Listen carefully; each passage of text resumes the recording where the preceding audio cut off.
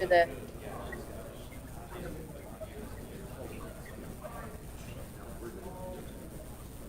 We got 5 minutes.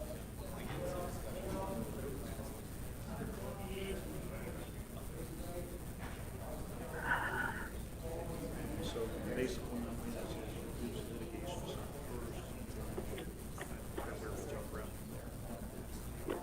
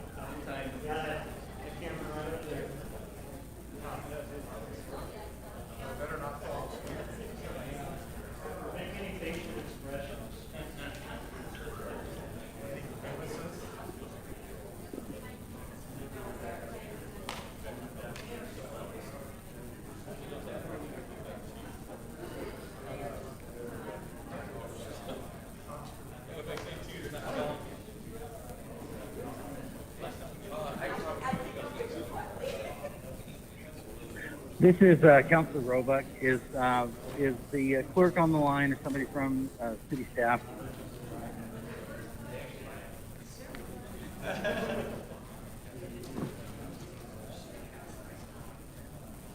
Councillor Roebuck, this is still Bonnie, and they talked to me, and I think they left. Okay. Although they just hang on to the phone because for some reason I can't seem to get the computer to see the room or anything. Sure. Thank you, Bonnie. I'm just going to leave the phone on right here, and Sure. maybe you and I'll talk to each other the whole meeting. Who knows? Yeah. I'd love to have to talk with you. Anyway, I want to. I urge you to vote against Resolution 2035. Yeah, I wish people would talk to us. Everybody's sending me an email last minute. I don't think anybody really understands what that resolution is. But we're taking care of the museum. So that's not what that resolution's about. But I understand people's concerns. So The resolution. I am let concerned me- not about the resolution now, but what it'll mean for the future. And I will speak to that. Sure, great, fantastic. Let me get try to get somebody on the line here. Hold on. You try to get to the meeting, and I'll get. Sure.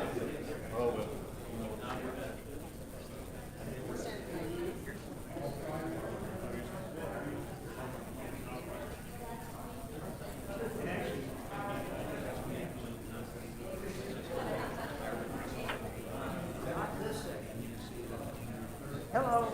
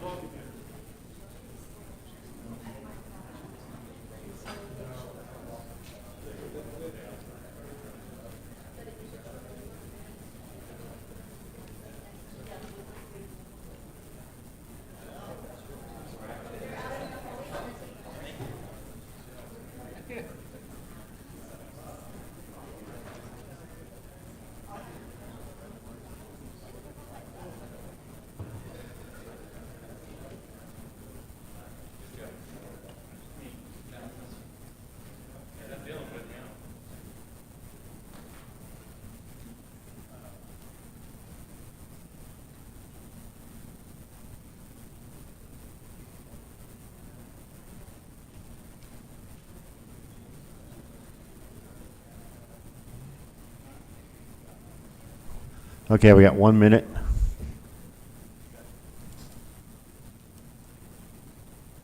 Okay, you're in, buddy.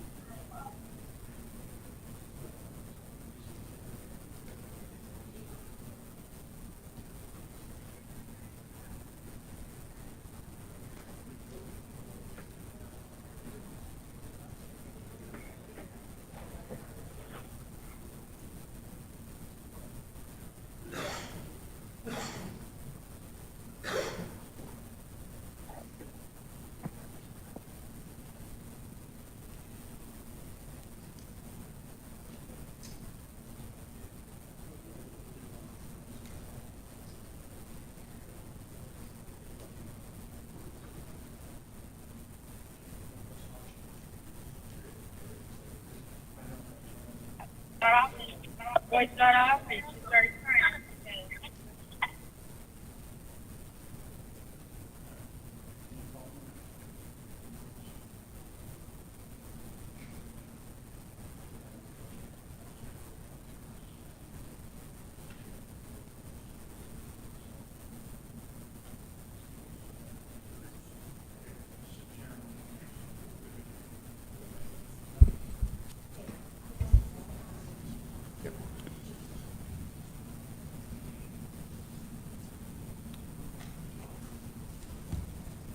Where'd she go?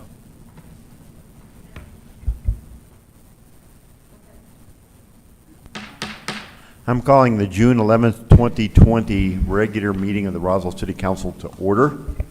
Ms. Garay, please call the roll. Councillor Moore is absent. Here. Okay. Councillor Stubbs. Here. Councillor Oropesa. Here. Councillor Roebuck. No.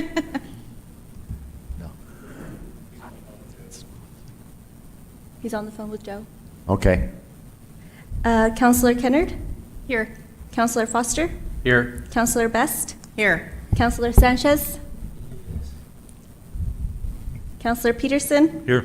Councillor Perry. Here. Mayor Kintai. Present. Mayor, you have a quorum. Thank you. At this time, I'll ask everyone to please rise while Councillor Best leads us in the Pledge of Allegiance and Councillor Foster does the invocation. Councillor Best, you have the floor. I pledge allegiance to the flag of the United States of America and to the republic which stands one nation under God, indivisible, with liberty and justice for all. Father God, thank you for all the things you do for our nation, for our city, and for our state. Be with us tonight as we make these decisions to do what's best for Roswell. Be with our nation and be with our servicemen and our police officers who are keeping us safe. In your son's name, amen. Mr. Mayor, just for record, I do have Councillor Roebuck on the phone. On the phone. Very good. Thank you. All right. Before we begin, a couple of quick announcements. Councilors, I have passed out to you a simple spreadsheet dealing with the COVID cases in certain counties and certain regions of New Mexico. You're familiar with those write-ups I've been doing on a weekly basis. I've gotten a bit tired, and so I'm not writing them up anymore, but this gives you a sense of the data. On the issue of budgets, I wish to reiterate and share with you what I've discussed with the city manager. We are in a great time of unknown. We do not know what the revenues will look like. We are preparing for the worst. If, however, the revenue comes in better than worse, I would suggest that the first beneficiary from revenue be the employees. All of our employees, as you know, are facing furloughs that will begin next month. And if our revenue stream is in any way, shape, or form better than expected, especially like starting with the June GRT check, I have expressed to the city manager my desire that we forego furlough days, possibly one at a time. That is my opinion, and that is my desire, and as we all know, I do not have a vote. So I will ask each of you, if you think otherwise, please communicate that with Mr. Nebb and share with him as he carries on with this very serious responsibility. Furthermore, yesterday, the Legislative Finance Committee met in a virtual meeting in which they discussed the proposed changes to the state budget. They will be meeting in session 1 week from today to revise the fiscal year FY 2021 budget. The numbers are staggering. They are looking at a $2 billion shortfall in FY 22 from the revenue estimates made in December. The budgets that were passed assumed an oil price of $52 a barrel. Today it was at $34. Production has collapsed as well as the price. Furthermore, these budgets were based upon two options. One was a 0% increase, salary increase for state employees. The other one was a 1% increase. Both options assumed that out of the $1.25 billion in CARES Act money passed by the federal government, that $750 million of that $1.2 billion could be used towards the state general fund budget. I have communicated both with the Municipal League and with the Legislative Finance Council. Both have told me that is not currently permissible under the federal legislation. While there is some effort to make those changes so that it would be usable in the state general fund, that is not the law today. And there is no assurance it will be changed. I say all that to say to you that I am extremely concerned about the financial situation of this state, this region, and this city. And I fear most people do not understand the precipice we stand next to. With that, I will make note that items 3 through 12, oh, wait a minute, we need to do the agenda. I apologize, Counselor, I got out of order. Counselor Stubbs, please. I thought you were going to say out of line. I'm sorry. Thank you, Mr. Mayor. I would move to approve the agenda for the June 11th, 2020 regular City Council meeting to include the minutes from the regular May 14th, 2020 council meeting, 2 requests for proposal, an ITB, adoption of the interlibrary loan code, 4 resolutions, and to pull the RAC lease and take it back to legal committee for further consideration. Second.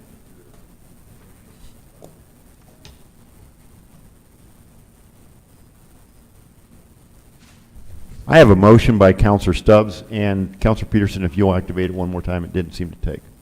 And a second by Counselor Peterson to approve the agenda as presented with exception of item number 7, returning to legal for further action. Any discussion or debate on the agenda as presented? Counselor Sanchez?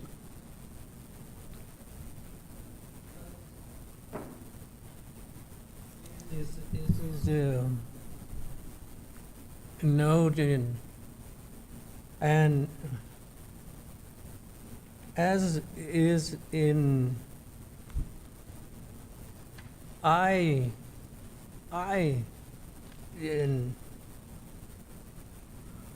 is in I know no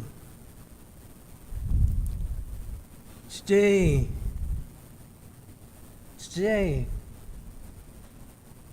as of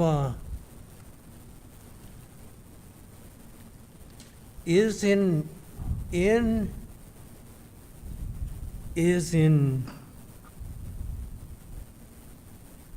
today as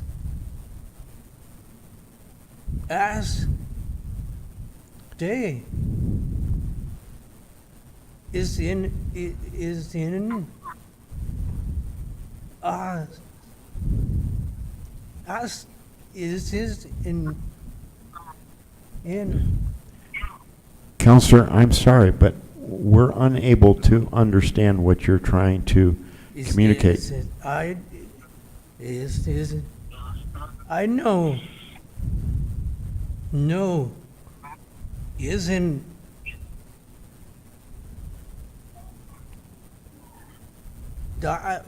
This in. As in. Is in. I don't own. I don't No. understand. As in it. I don't. Isn't it?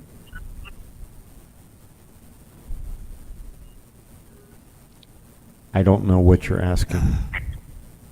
I'm sorry, Counselor. Yes. Yeah. Yeah.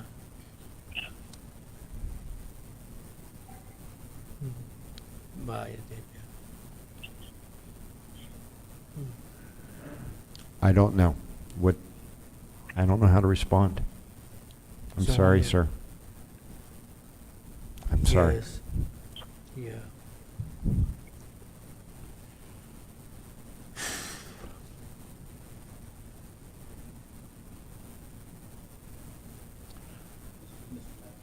Counselor Perry.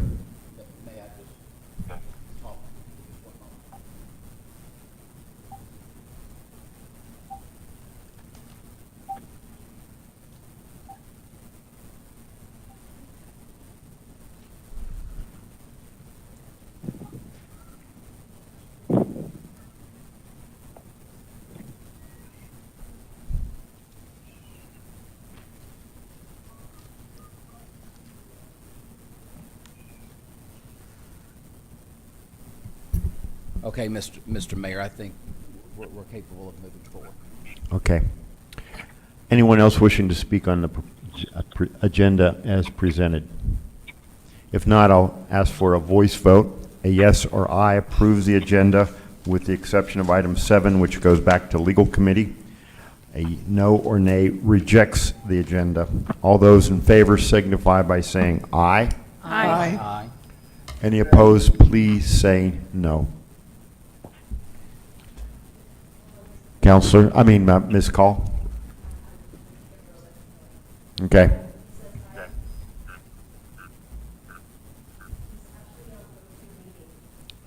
Okay, we have him on go-to meeting.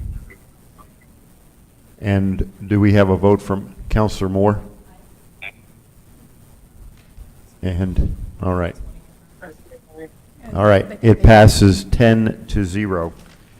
All right, ladies and gentlemen, items number 3 through 12 were approved by adopting the consent agenda. So there was no overt action we will take on those items. Item number 7, the lease at the Air Center, will be going back to legal for further discussion. Moving on to item number 13, Councillor Perry. Yes, Mr. Mayor, just one moment, please. Okay.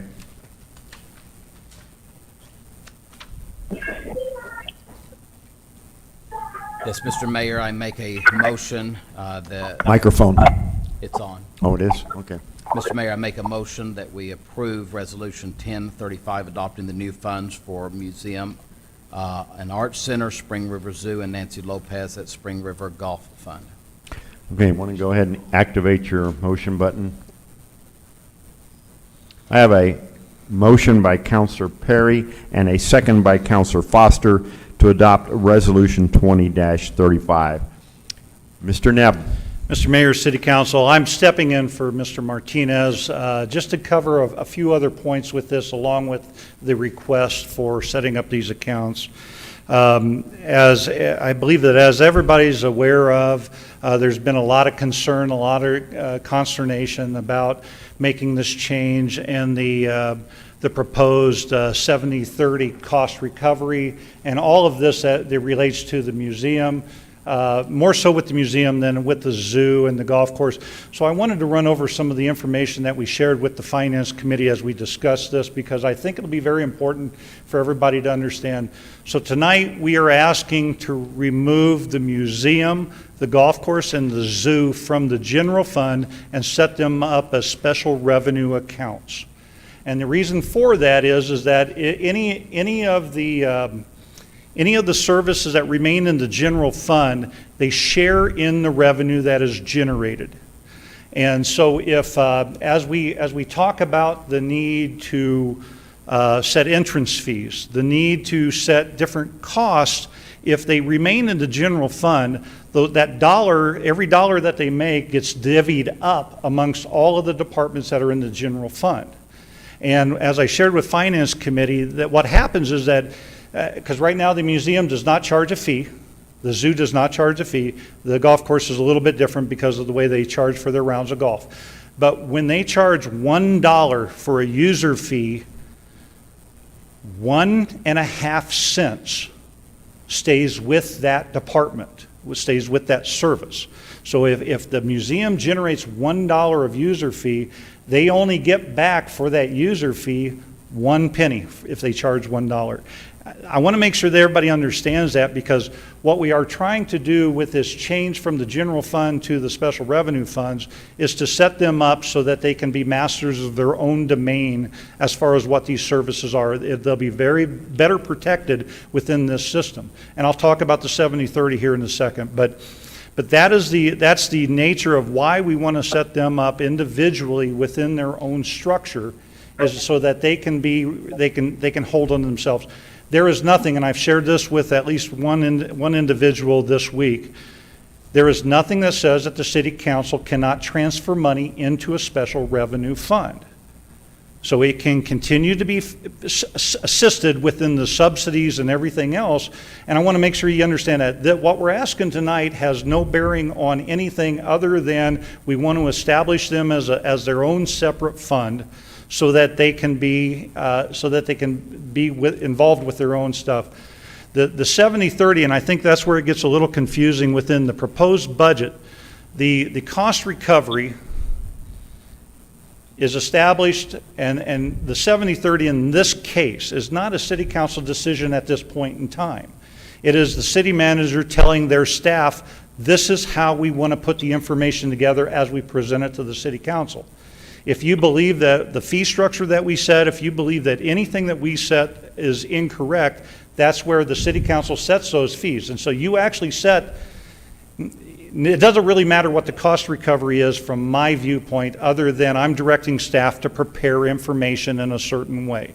It comes to the City Council, and you're going to be the ones that determine exactly what fees get set. You're the ones that will determine what type of subsidy any of these funds will get. So I want to make sure that we don't confuse all of this with that, because I think it's all jumbled together right now, and I want to make sure that it gets separated. So tonight, with that, we are looking, Resolution 20-35 establishes these three services as special revenue accounts in the same manner as the cemetery and the mass transit accounts.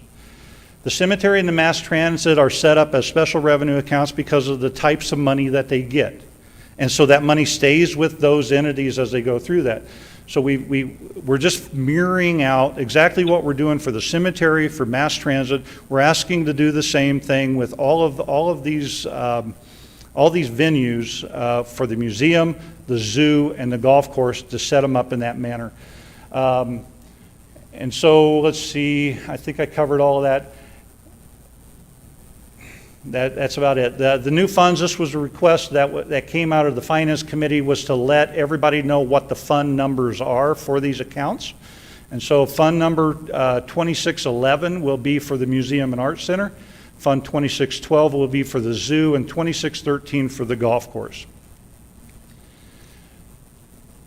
What we have done, and as you set these accounts up, we need to feed the money that's correlating to it, because we were not trying to change the structure of how they were fed when they were in the general fund when we set them up. So we transferred out the subsidy, essentially, which is the 2021 subsidy there. We transferred that number out of the general fund. That is property tax and sales tax that came with that service and came over to that point.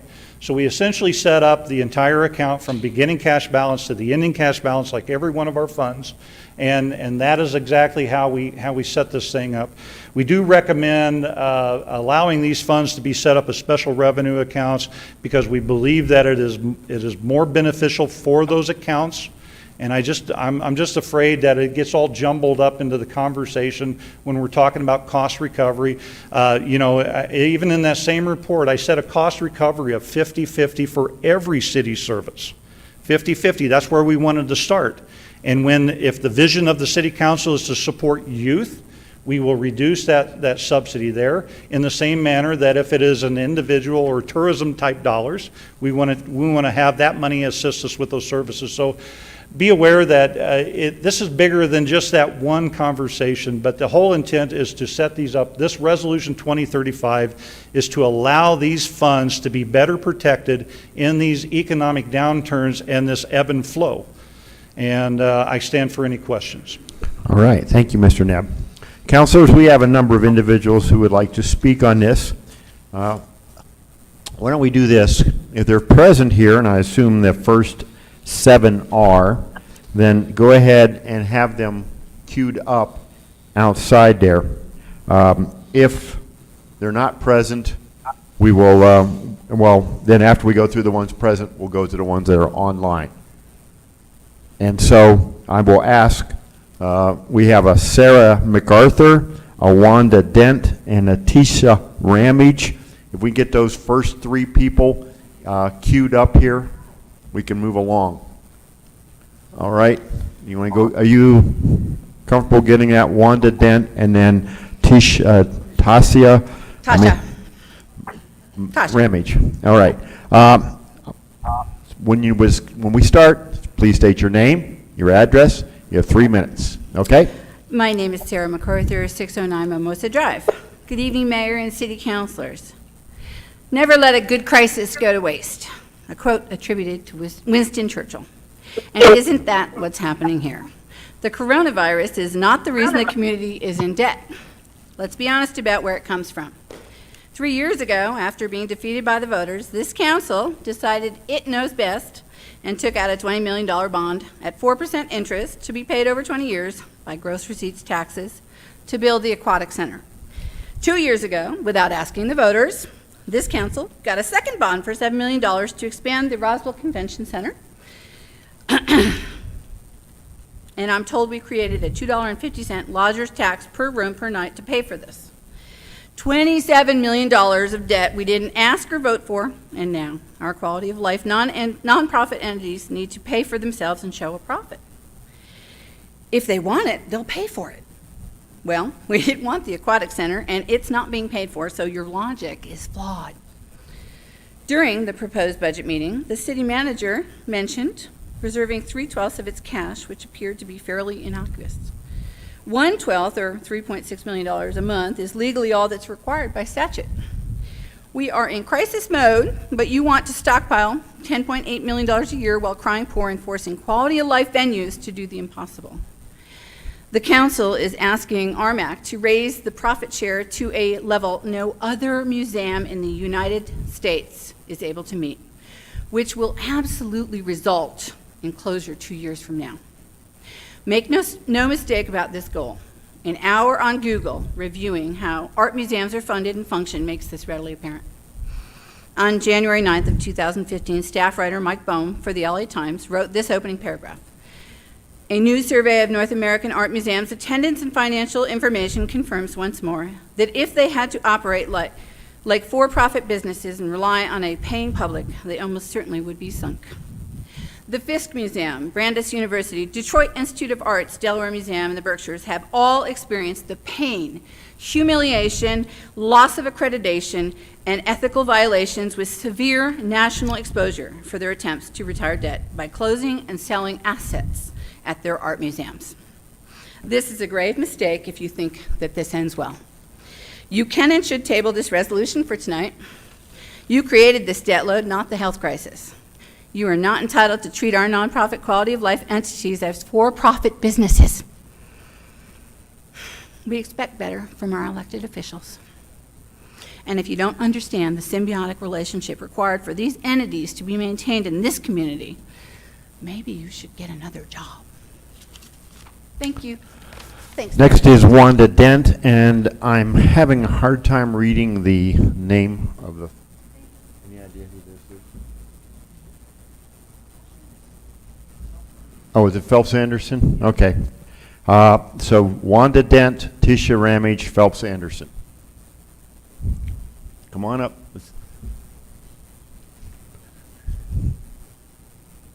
State your name, your address, and you have 3 minutes.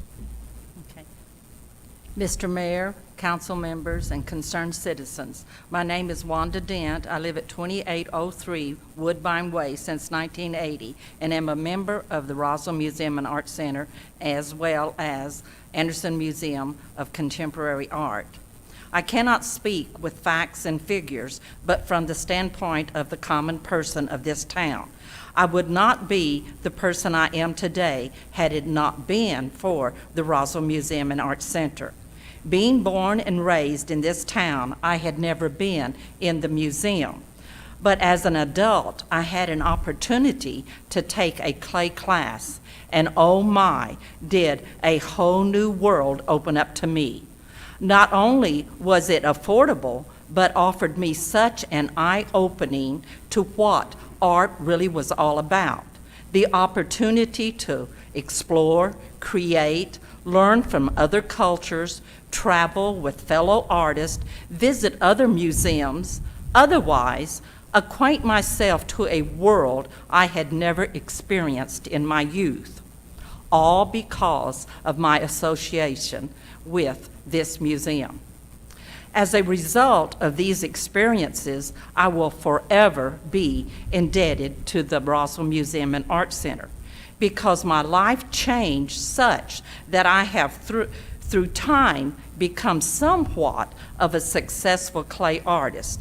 13 years as a director of a gallery, 15 years teaching a clay project through the Creative Learning Center in the Roswell Independent School District, 2 terms as president of the Pecos Valley Potters Guild, which was formed, by the way, originally from members of clay classes. Remember Soup and Bowls, which spearheaded funds that brought about the Pat Bassett Center and many other fundraising projects for art, such as the Artist in Residency program, all because of the Roswell Museum and Art Center.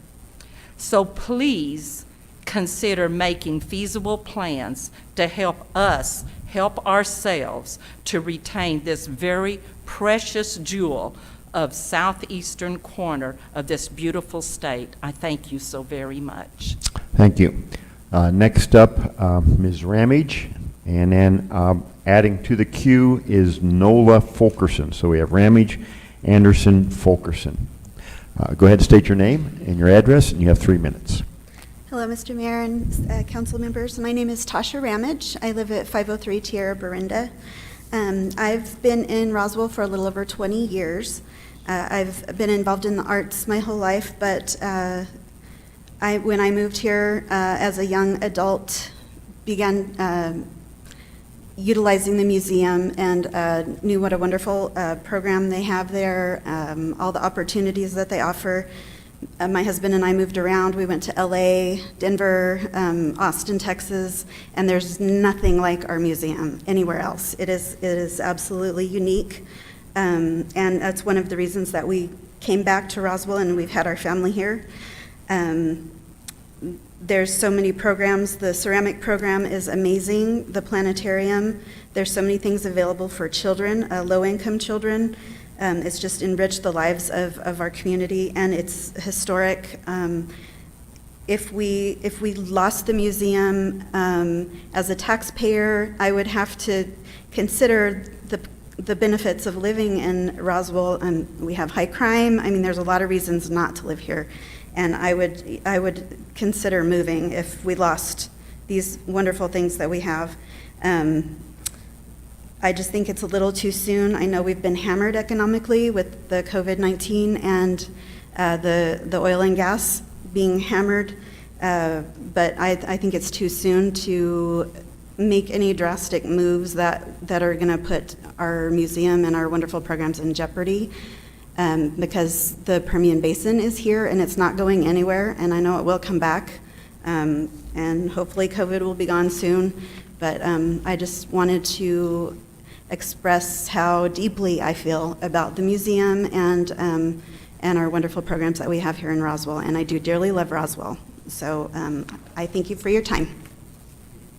Thank you. Next, I have Phelps Anderson with Cindy Torres joining the queue. We have Anderson, Fulkerson, Torres.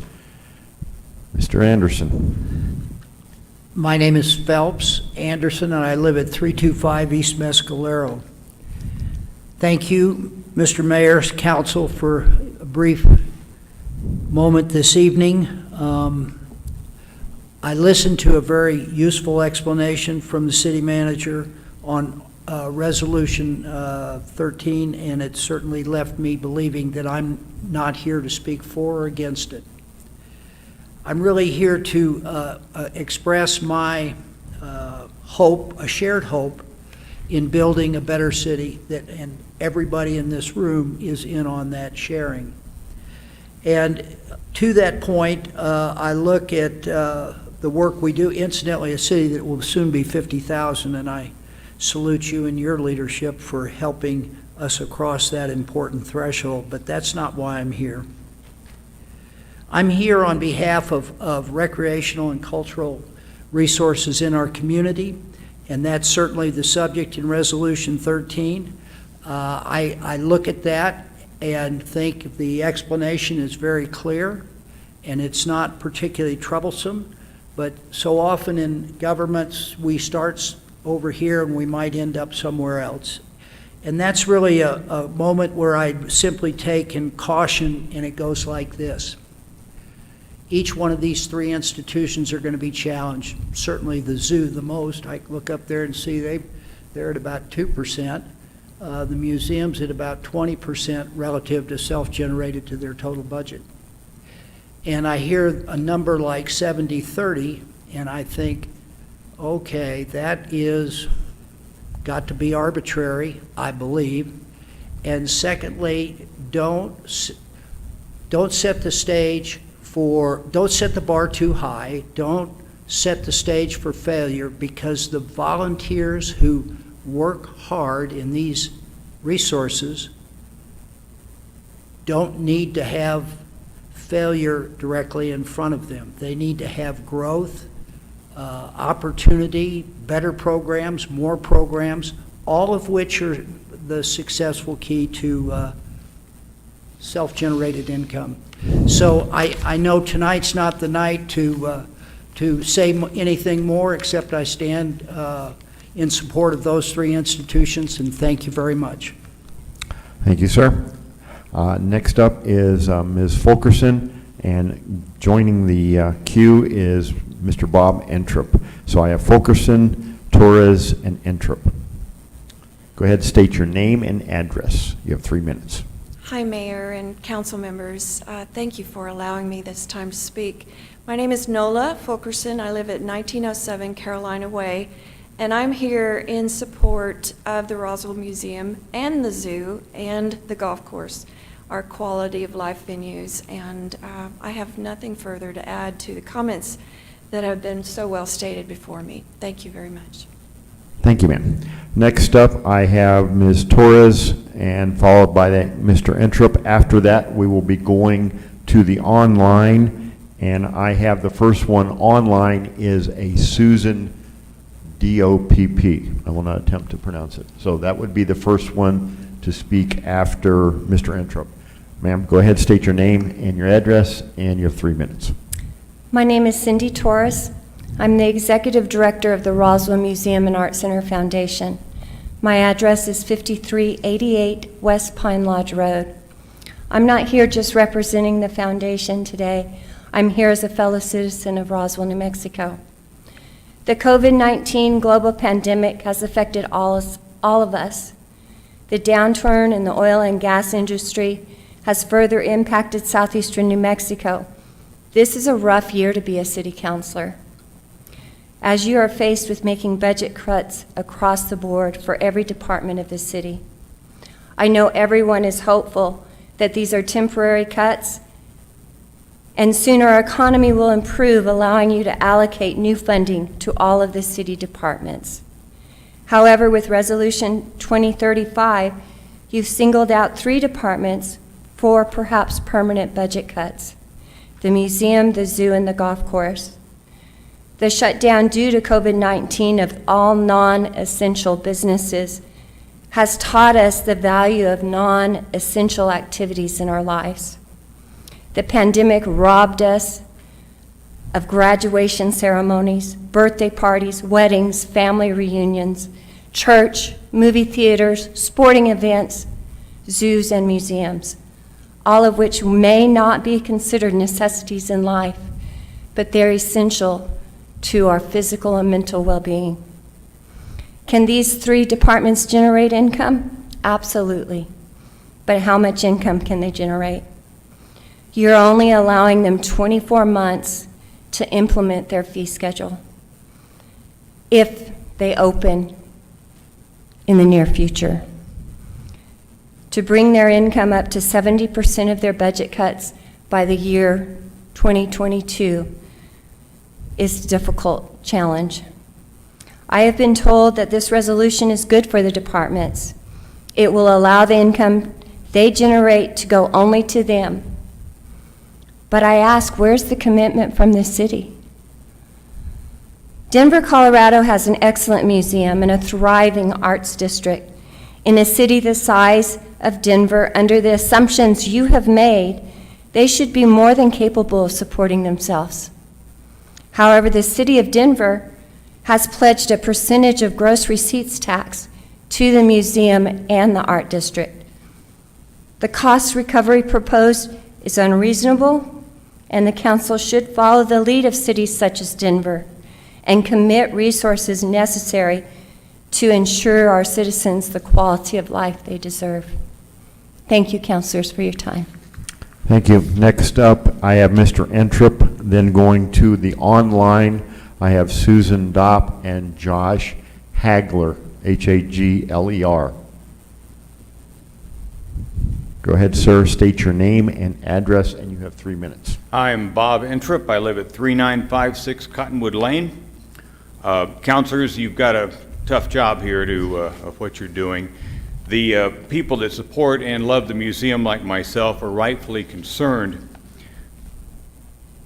Mr. Nebb's explanation tonight, I think, and I want to make sure I'm clear on this, sir, is that your vote tonight will simply create these 3 line items where the museum's going. That the numbers attached here in the resolution are not being voted on. Is that correct?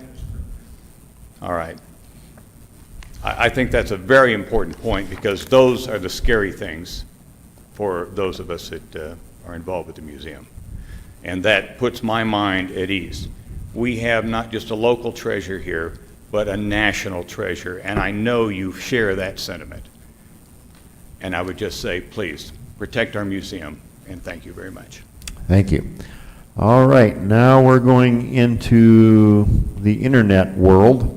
I have Susan Dopp, Josh Hagler, and then Rachel Diaz. Ms. Call, I'm not sure who's the controlling this. Okay. Hi, this is Susan Dopp. Can you hear me? Yes, ma'am. Go ahead, state your name. You will have 3 minutes. Thank you. I'm Susan Marie Dopp. I'm an artist, and I live at 2004 East Country Club Road. First of all, I would like to share some personal experiences of how important museums have been in my life and how important they are to community. I lived in Washington, D.C. during my high school years. The city and the nation were in unforgettable turmoil during those years, 1965 to 68. Racially, my school was 85% black. There was incredible tension, anger, and resentment, such that very little teaching and learning was possible. In the city, there were riots and demonstrations going on regularly. My home was also in chaos. There was no stability. It was not a safe and nurturing environment. I had always made art, but at that time became quite serious about it. I clung to it, I think, partially for my own survival. I began to live in the museums and galleries there. They were free, they were impressive, and I was always visiting them. I went to a Saturday school at the Corcoran Museum to study. The great museums of that city were my salvation, my school, my safety net. We need to understand the importance that art, science, and humanities, as represented in educational institutions such as museums, can literally save lives. Roswell has similar circumstances under which I grew up. Families who are struggling, schools which are underfunded, drugs, violence, and gangs prevail, and now a pandemic and further financial uncertainty. But a museum is not a business. The job of museums is to educate, expose, and enlighten. A museum is an essential public service crucial to the health of society. We have already eliminated art, music, and theater from our schools. Are we to completely strip our city bare of any vestige of cultural expression, life, and support? In 2008, I decided to make Roswell my permanent home after completing my second fellowship at the Roswell Artist in Residency. I was impressed by how the city had developed and the art community had grown in the 20 years since my first residency. I was impressed with how the museum had grown and developed more comprehensive programs. To quote former President Lyndon B. Johnson, "Art is a nation's most precious heritage. For it is in our works of art that we reveal to ourselves and to others the inner vision which guides us as a nation. And where there is no vision, the people perish." Even if our Ma'am, museum your could time save and has enrich the expired. life of one at-risk child, it will have Ma'am, your fulfilled time a has great expired.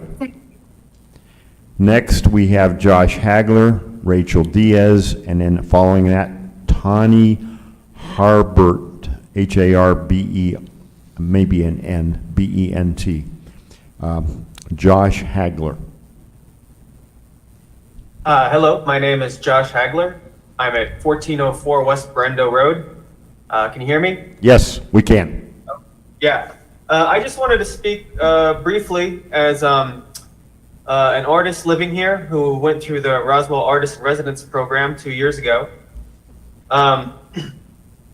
I grew up in a small town, and we didn't have any resources at all, anything like a museum or really anything to do. A lot of kids I grew up with really went the wrong way, and I felt lucky at a certain point to be able to get out of there. I myself hadn't even been to an art museum until I was hired as a security guard at an art museum at the university that I went to, and it really changed my life. It made me want to become an artist, which I now am.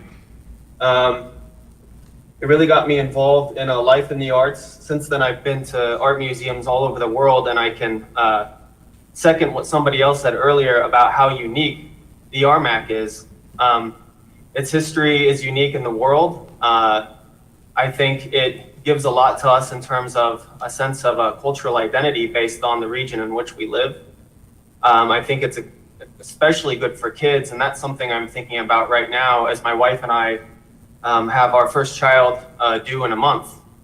We're thinking about investing in our future here in Roswell. The museum is a place that makes it worth living here. And I think it's sort of a glue for an artist community that's here that has a lot to do with why we've decided to stay. I think especially moving away from more expensive areas, Roswell was like a real breath of fresh air. We think all the time about possibly buying property here, paying it forward, and the way that we receive so much from the Roswell Artist in Residency program. So we think about, how can we have space to allow people to do creative things here? Maybe something like Miranda House Bone Springs. It's doing so much good work here. And the museum, I think, has so much to do with why anyone in the arts would want to be here and to stay and form a community. And I think without it, it would be a real loss. So I think that's about all I want to say. Thank you. Thank you, sir. All right, next up is Rachel Diaz, followed by Tani Harbint and Tamara Zibne. Okay. The handwriting is not real great. So first up, Rachel Diaz. Greetings, Mayor, esteemed council members, and fellow citizens. My name is Rochelle Diaz, and I live at 202 South Missouri Avenue. I'm a new constituent in Ward 4, having moved here from Austin, Texas in February of this year. I'm a visual artist and self-employed freelance graphic designer, specializing in helping grow small businesses and nonprofits, as well as promoting events, including conferences, galas, concerts, and festivals.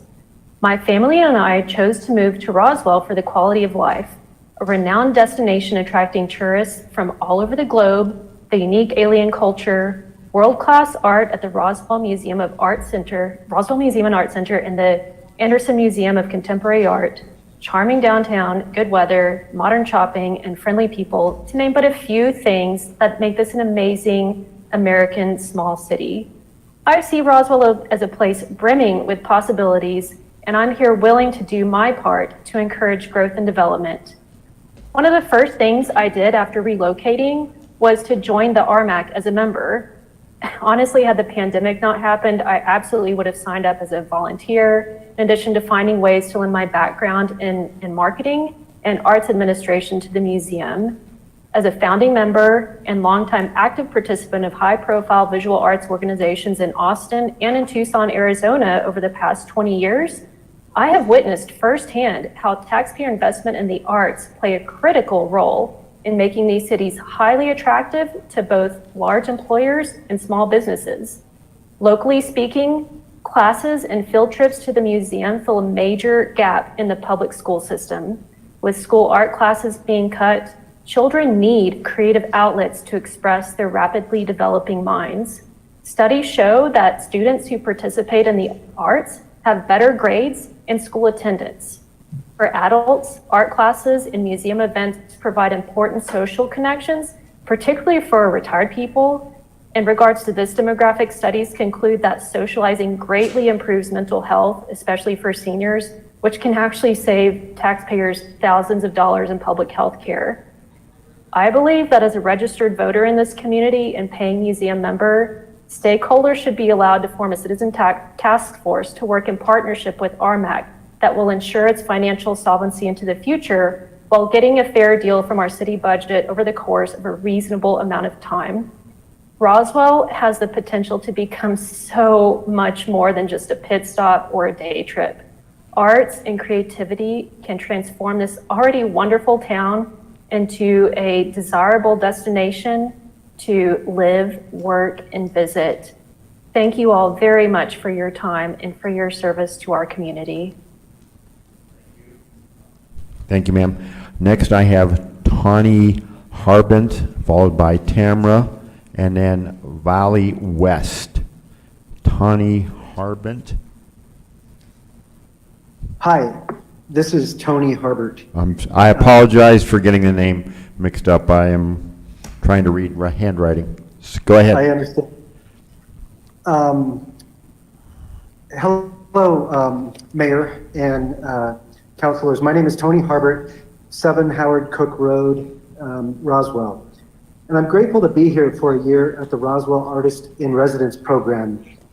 I'm really proud to have a solo exhibition of my photography up right now at the Roswell Museum and Art Center. I want to thank you all and the city for that opportunity. I hope you can all see the show when the museum reopens. My partner and I will be staying here in Roswell for at least several months after the residency is finished. Having watched the Finance Committee meeting, I agree that the museum is important for tourism, and I know it's also important to people who live here. I've been to several events at the RMAC and have witnessed the passion of the arts community here. Many of them may not even have a museum membership, but the museum is important to them just the same. The RMAC and the Anderson Museum provide a center point for arts culture in this town. For the museum to go from paying 18% of its operating expenses to even 50% of operating expenses is an increase of 177% in 1 year. This is extreme. What type of legal business can you expect to project and achieve this kind of growth in 1 year with no additional resources? I came from Portland, Maine, and I want to tell you about how the arts contributed to economic development there. When I moved to Portland in 1988, it was a gritty New England fishing port. Overfishing had left the fisheries industry depressed. The main downtown street had a lot of vacant storefronts with broken and boarded up windows. There were only a couple nice restaurants. The city had tried different ideas for economic development, but nothing was catching on. One thing Portland had, though, was artists and a museum. The Economic Development Office then came up with a campaign that embraced the arts. They named a 5-block section of the Main Street downtown the Arts District and hung banners from the streetlights proclaiming this.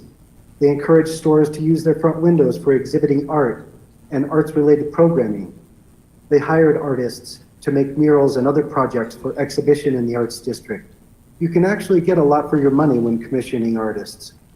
The excitement grew, and before long, new businesses were opening on that street. A coffee shop opened up, much like Stellar Coffee in Roswell, and many shops and restaurants were to follow. As we've seen in so many other towns and cities, artists come in to an area and make things interesting, and money follows the arts. Using the arts for economic development was the turning point for Portland, which today is listed on many best places to live lists. Scores of top-notch restaurants have opened. A bunch of new hotels have been built, and the hotel rooms and restaurants are filled with tourists. Your time has expired. Thank you. All right, next is Tamara Zibners, followed by Valley West and Kelly Maria. So Tamara Zibnets. Put your camera on. Hi there. Can you hear me? Yes. Okay. My name is Tamara Zibners, and I am at 5 Howard Cook Road in Roswell. I come to you tonight as a member of the community, but also, most importantly, as a mother. I'm raising my child during these very uncertain times. My family's doing our part by staying home, even though we're all very hungry to get back out. My 2.5-year-old son is almost oblivious to the current situation we're facing, but he also craves something different daily.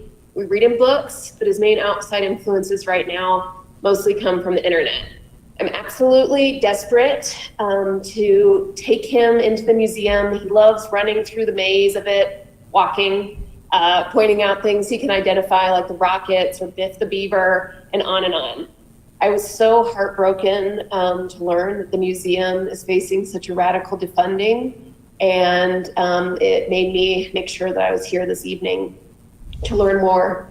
I am reminded of the incredibly powerful statement that Fred Rogers gave in front of the U.S. Senate in 1969 to defund public television from budget cuts during the Vietnam War. Then, like now, our culture was at war with itself and people were in fear of economic hardship. Roger acknowledged that shows like his, which taught kids about kindness and emotions but weren't flashy, would face trouble in the free market. The RMAC is facing a parallel battle at this time, and I ask you to reflect on the town you want to leave our children. And so in the magical words of Mr. Rogers tonight, it's great to be able to stop when you planned a thing that's wrong and be able to do something else instead. I hope we can make our actions keep the museum funded and thriving. Thank you. Thank you. Next up is Valley West, followed by Kelly Maria and Kirk Klingsmith, Valley West. Go ahead. Good evening, councilors and mayor. My name is Valley West.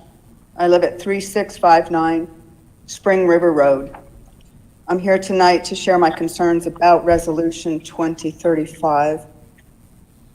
My specific concern is what is not being talked about. That is what happens when these institutions, that is the museum, the zoo, and the golf course, do not meet the cost recovery amounts being demanded of them.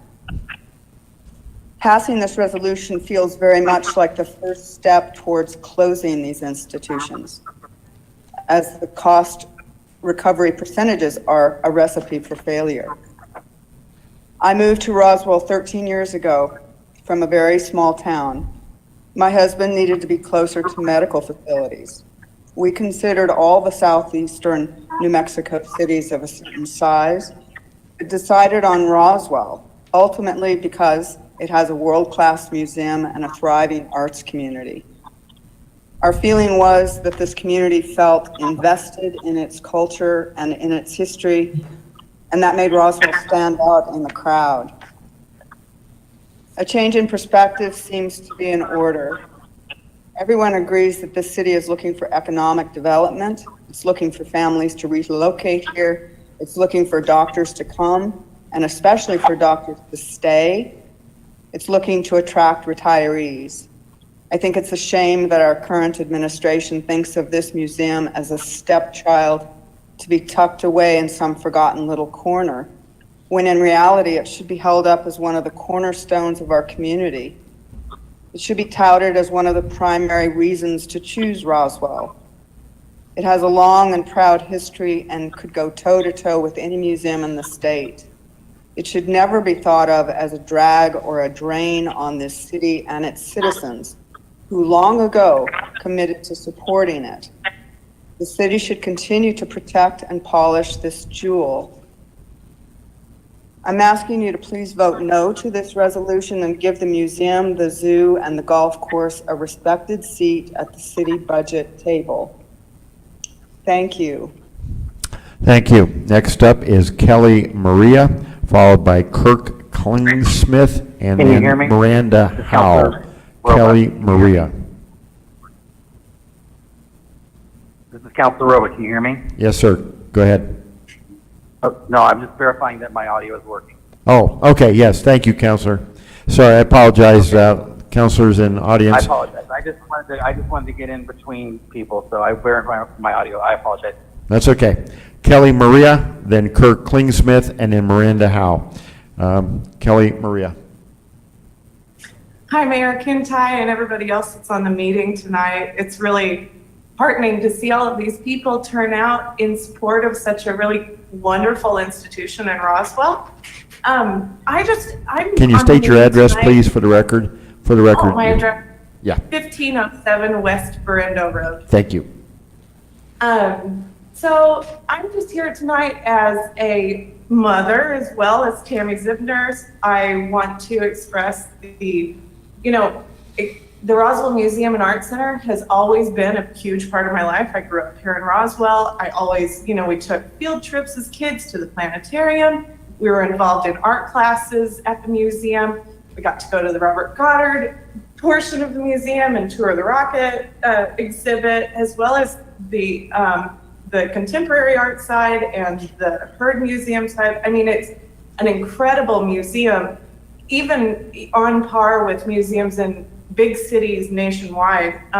And so it makes me really sad to think that we are trying to perhaps put in a fee-based model at this museum that may make it harder for people in this town who cannot afford to access museums on their own or already feel like they don't belong in a museum. I think that we should really consider different fee models if we are going to have to move to that with the museum, so that people continue to patronize this institution, because it's just wonderful. And I say that as a mother too. I have a 2-year-old, And I really hope that our future generations get to experience the museum like I did when I was a child. So, I mean, I can't say more than what everybody else before me has said, because I think they've all done a really wonderful job.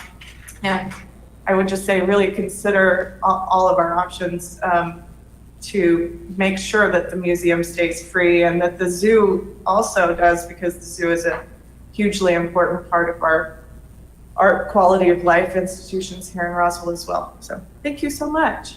Thank you. Next up, I have Kirk Klingsmith, followed by Miranda Howe, and then Shoshana White. Kirk Klingsmith.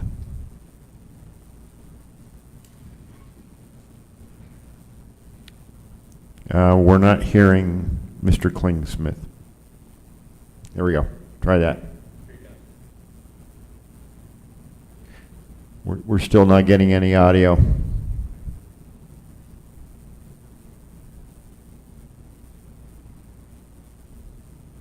We're still not getting any audio. Is his microphone muted or something? I know he's open from here. Mr. Klingsmith, we're not able to hear you for some reason, and I don't know why.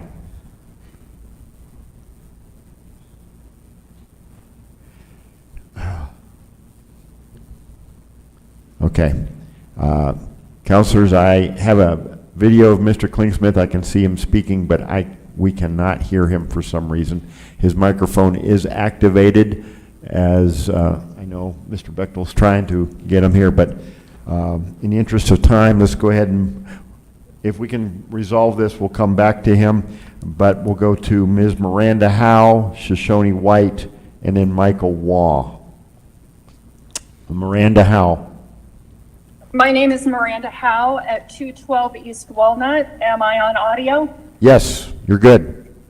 I'm a local artist and owner of Bone Springs Art Space here in Roswell. Mayor, councilors, thank you for this evening.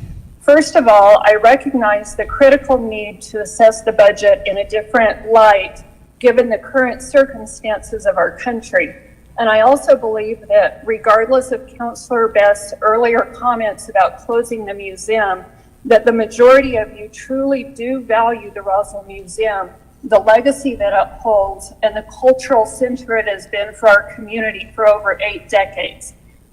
With that, however, I'm deeply troubled by the stance that has been taken that instead of being part of the city and integrated into the core foundation of its structure as it has been, that the museum is relegated to a sideline and viewed as a separate entity from the essential nucleus of our city. The way in which this whole conversation has been presented makes it sound like city officials are doing the museum a favor by letting them keep their own revenue, but requiring them to come up with 70% of their budget is completely unreasonable and crippling to their function and to the function of each of their staff members. We are facing a financial crisis, but as Councillor Oropesa pointed out last week in the Finance Committee meeting, the finances of the museum is not a new topic. In the newspaper yesterday, Councillor Roebuck stated that he had been having private meetings with the museum leadership for the past year. If that is the case, why is the public only now getting the opportunity to weigh in?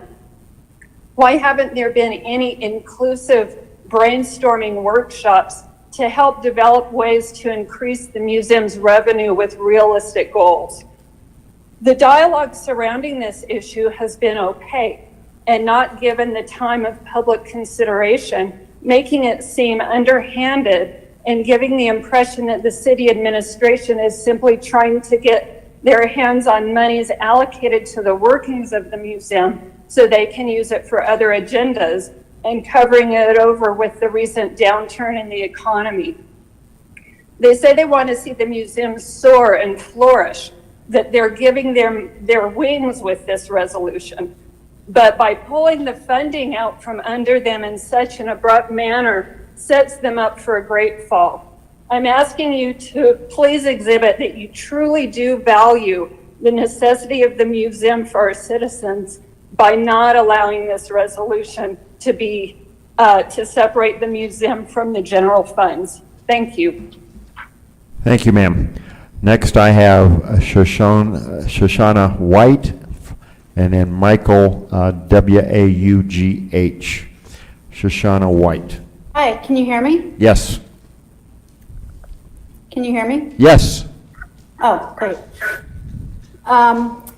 Thank you for taking time to hear my thoughts, and everyone who's come before me, everyone has had wonderful things to say. My name is Shoshana White. My address is 7 Howard Cook Road. We've been here in Roswell just under a year. We've relocated from Maine for my partner Tony's artist residency here. In this short time, the Roswell Museum and Art Center has quickly become the heartbeat of my experience in the Roswell community. The museum provides access to inspiring contemporary exhibitions, including an excellent ongoing program of solo shows by artists from the Roswell Artist in Residence program. Through the museum's thoughtful curation and extensive collection, visitors are introduced to the work of countless local New Mexico artists, as well as programming both contemporary and historic. The Roswell Museum and Art Center is also a conduit for connecting personally with the greater Roswell community. I've benefited in countless ways. It's helped me deepen my understanding of the history of the area. I've attended lectures and have been able to take advantage of classes offered through the attached and very impressive ceramic studio. As a museum built as part of the Works Progress Administration, the institution offers many lessons and ties to our country's history of investing in art and infrastructure as an economic engine. I've lived the last 25 years in Maine and have seen my small town of Portland transform through its commitment to the arts and to the creative economy. By investing in creative culture, the museum serves the community while also providing a draw for travelers who in turn feed resources back into the local economy. The Roswell Museum and Art Center serves an important purpose of preserving local culture while also challenging our understandings and fostering creativity. By welcoming the public, hosting lectures, and offering a space that allows for contemplation and connection, the museum is a meeting place which can help spark a dialogue across discipline, age, locale, while also cultivating community. Decreasing funding for the museum, likely leading to the closing of the Roswell Museum and Art Center, would be a terrible loss for the Roswell community, both locals and beyond, and I urge you to continue to support this local treasure. Thank you. Thank you. And last on my list is Michael Wong. Mr. Kirk Klingsmith, I assume we weren't able to connect with him? No. Okay. Michael, go ahead.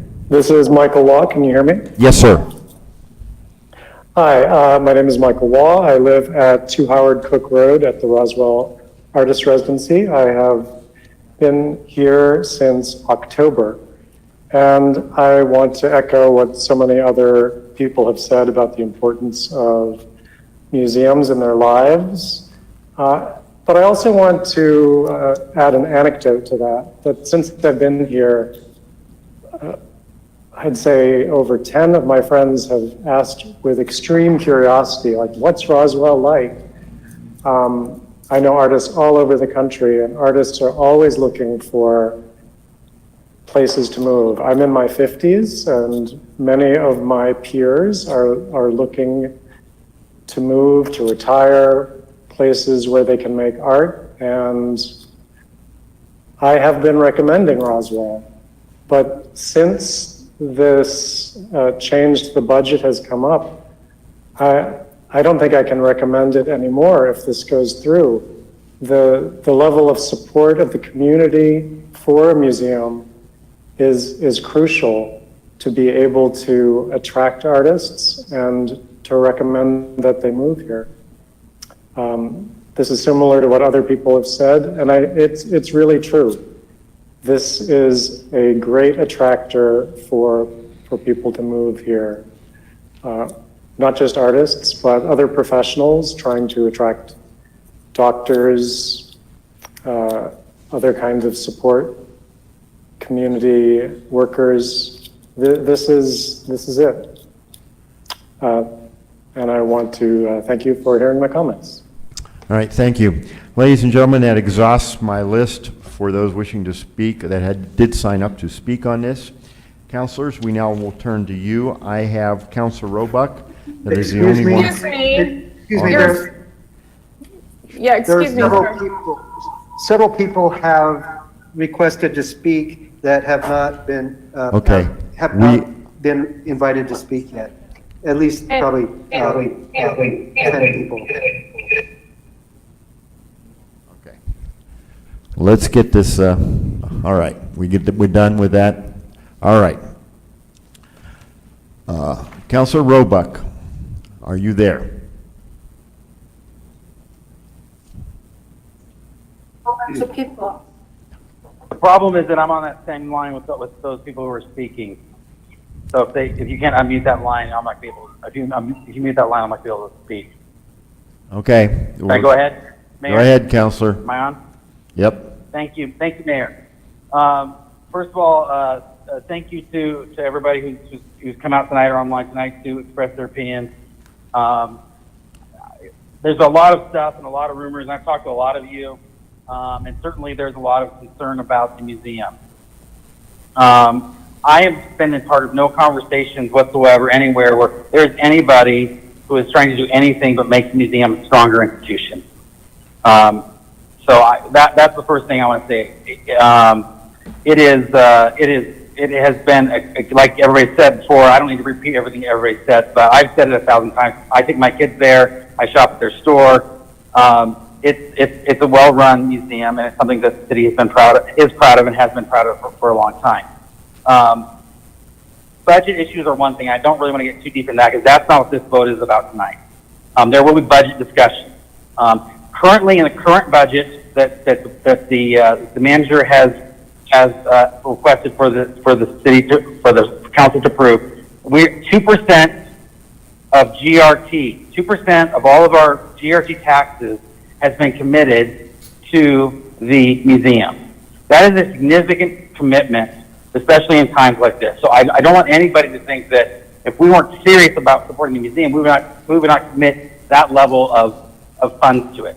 We just want it. So going forward into the future, they're going to have to have discussions, and I would be more than happy to. I don't want to talk about all the reasons now to discuss the pros and cons, because there are both pros and cons of the 70-30 concept, and we need to have those discussions. But we're not making that decision right now. We are. Something I would like to address specifically. I have had some private meetings with museum leadership, but also most of the things I've said in private has been said in public at the General Services Committee meeting with the museum as well. So the public has been able to be part of this discussion, and the public will have to continue to be part of the discussion as we figure out a way to keep our great museum open. But all this hand-wringing, and it's like we're going to fight to keep the museum open, and let's just assume that the 70-30 does pass, or we don't. We stay with that goal, which again, we're talking a couple years down the road. Let's assume we stay with that, and if for some reason they don't make that goal, we're not going to just close them down overnight. In fact, the zoo is not meeting their current goal for this year, and there's no talk about closing the zoo down because they haven't met their cost recovery goal.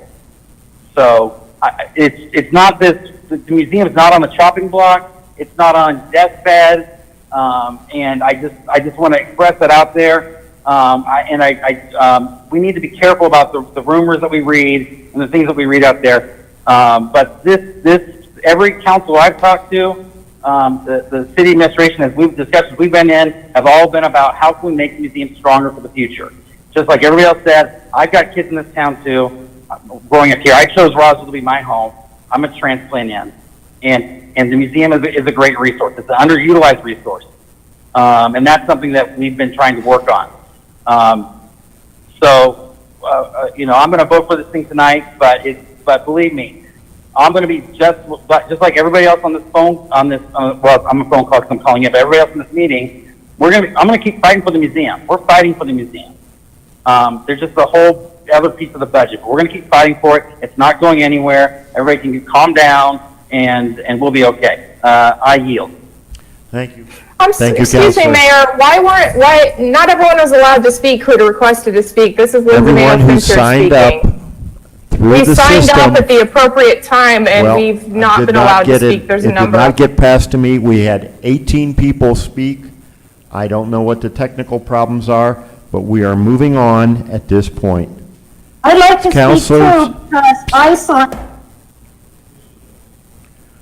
Counselor, can't stop the process and violate it. we are now moving on to the council. Councilors, if you have comments, I have no one on my board wishing to speak on this. We have other work we need to address. Councilor Oropesa and Councilor Peterson. Councilor Oropesa, you have the floor. Thank you, Mr. Mayor. First of all, I think that if the individuals did sign up and there's some kind of a problem, then they should be allowed to speak. And second of all, I do not, I'm not one that is going to support this, and mainly because my personal feeling is these three entities are city-owned, they're city-run. And if the city is not willing to step up and take care of them like we do every other entity that belongs to the city, then I think there is something wrong. The fact that, well, let me go back on this particular abstract that we have here in front of us. If I did my math correctly, the ending cash for the museum is not 7,447. If I did my math correctly, it would be 4,447 to begin with. And the question that Councilor Roebuck brought up, or the point, if indeed none of these entities can fulfill the suggested amounts to be raised by them, by the city, is the city willing to assure these entities that they will not be closed? Are they willing to step up and put up the required money that they were not able to raise? And if indeed we are able to just without separating each individual entity out, is it really necessary to do that? I mean, and I understand that we're saying that they can raise their own money and so forth, but when we are asking them to raise, I mean, when they go from about 18% to 70%, that's an enormous amount of increase. And as far as I'm concerned, this is the wrong time to be doing it. And I certainly took notice of one of the speakers that spoke tonight, and the comment that she made about our reserves. We are required by state statute to have 1/12. But we're willing to separate 3/12. And as I understand the reserves, it is for a rainy day type of situation. And as far as I'm concerned, I think it's raining pretty hard right now with the situation that we're in. And so I don't understand the reasoning why we want to separate 3/12 when we are only required to have 1/12, and some of those monies can be used to help these entities as well as some of the other problems that we're encountering with the budget itself.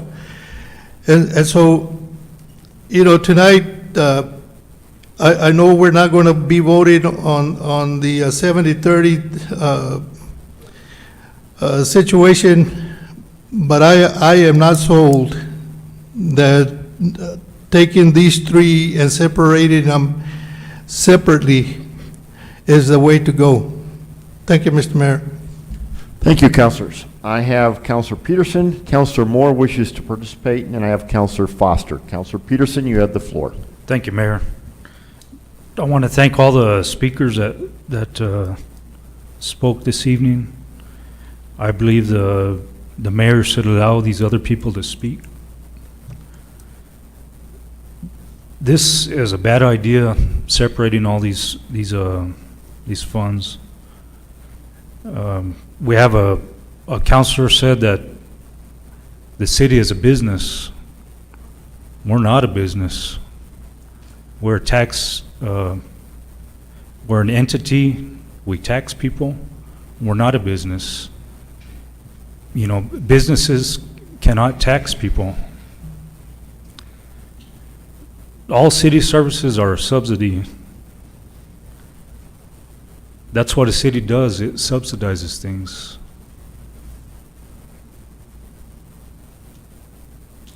We provide these services, the Museum Art Center, the zoo, the golf course. These are real important to people, and you're going to make a lot of people mad. Thank you, Mayor. Right, now, we're going to try and get Councilor Moore.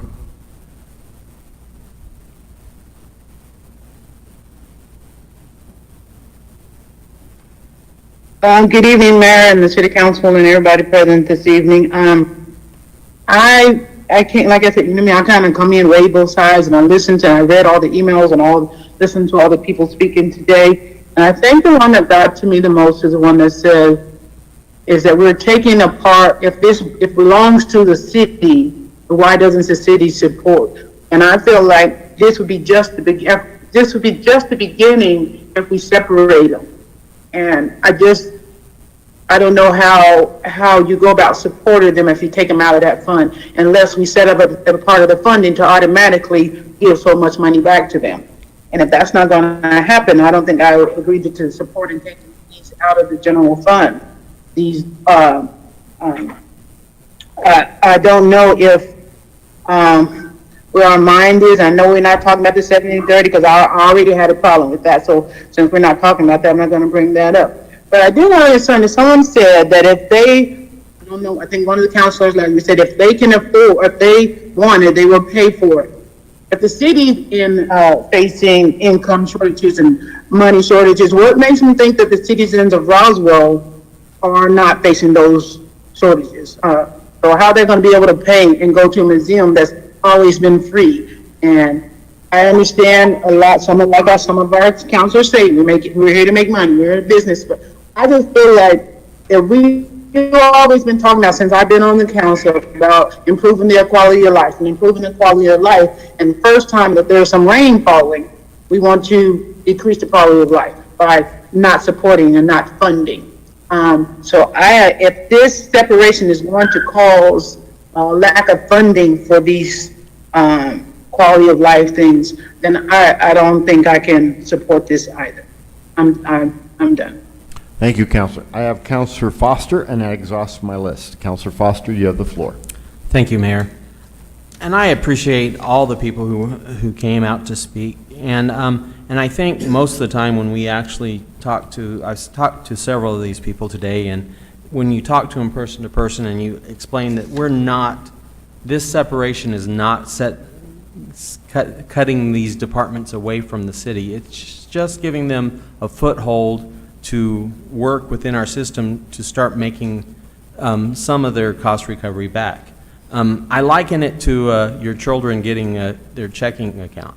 Even though, my kids, when they first were 10 years old, we went down to the bank and we started a savings account, started a checking account for them. Didn't mean they could spend any of that money however they wanted to. We still guided them. And this is kind of what we're doing here. We want these entities to have some autonomy, and with that, they're raising money to support themselves.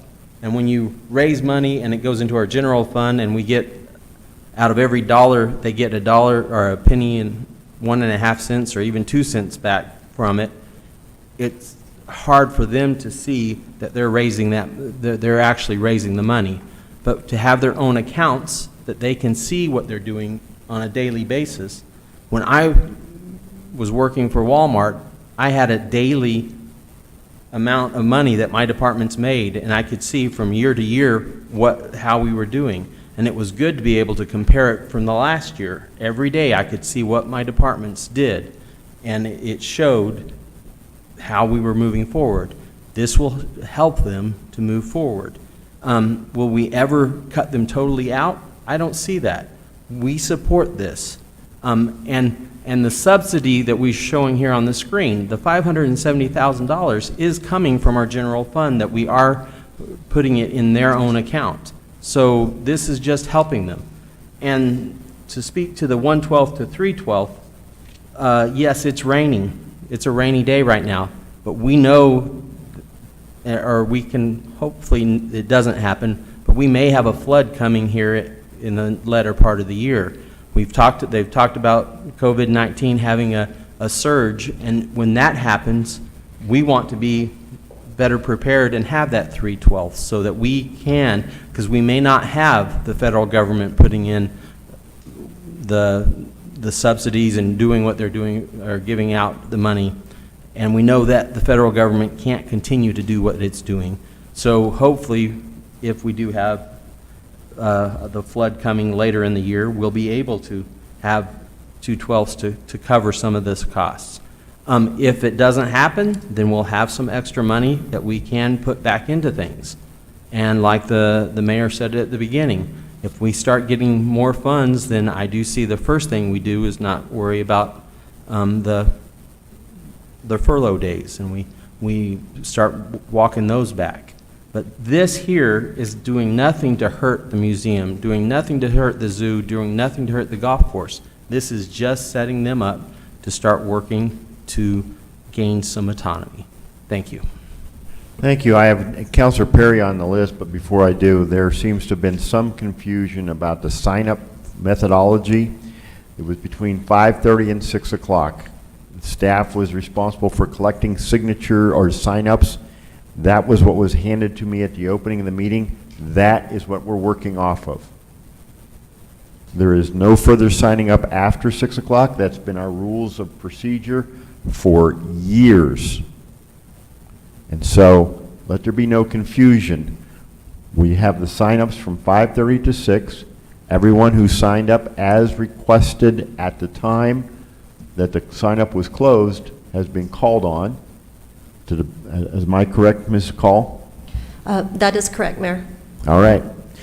Jason Perry, then Juan Oropesa. Councillor Perry, you have the floor. I have just one question for Mr. Nebb, if you would, please. It's been mentioned by at least 2 or 3 councilors that creating this fund could create a lack of funding. To some degree, I would just like to know, will creating these funds change our ability to fund these entities?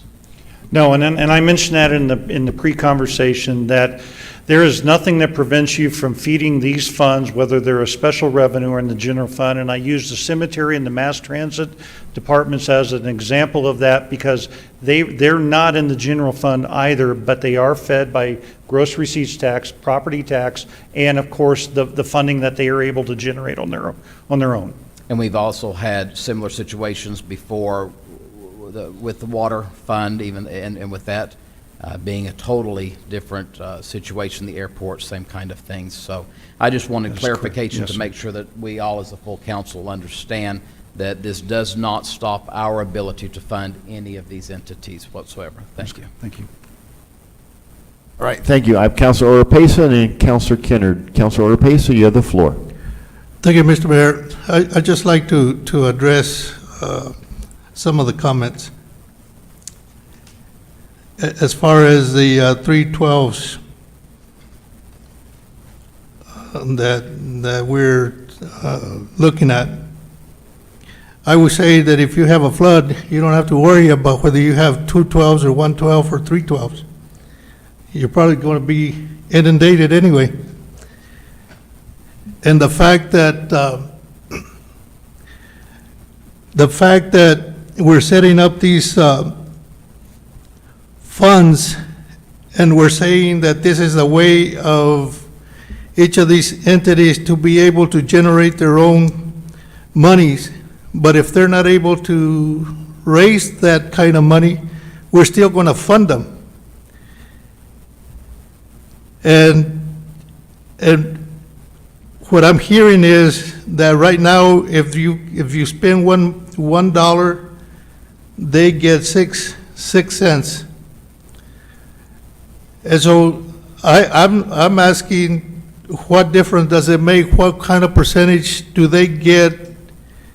Because if we're willing to fund them, it really doesn't matter whether they get 6 cents or 60 cents.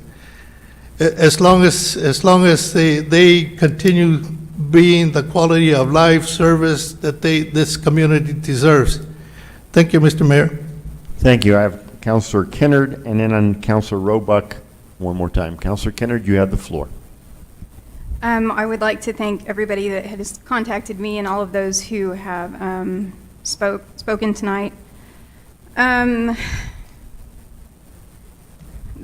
are, we discussed this in finance. I believe the city manager talked to us about this in the finance meeting. There are departments that can create revenue, and there are some that cannot. Going back to the lady that spoke and brought up Denver requires an entrance fee. The city of Albuquerque also requires a fee to go to their museum. I think that it's appropriate, to consider those things. There is this target of the 70-30, and, originally I had a question about that, because why are we going to set a target if we don't expect them to reach it? Why do we have a target if we're not going to, there's not any accountability to that? But I don't think that a target is bad in essence, because it gives the department something to work for. And just to make sure, Councillor Oropesa asked some of these questions in the finance department, so when he repeats the question here at council, I don't know if he's doing that so that for the benefit of the people that weren't in the finance committee, but I feel like we've answered some of these questions previously or had them answered for us. That's all I have. Thank you. Thank you. Now, let's try Councillor Roebuck one more time. That will exhaust my list. Councillor Roebuck, are you there? Council to Councillor Roebuck. Councillor Roebuck.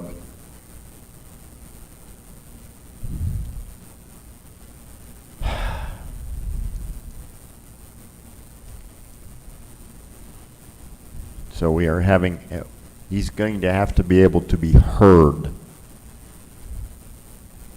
if nothing else, on the phone.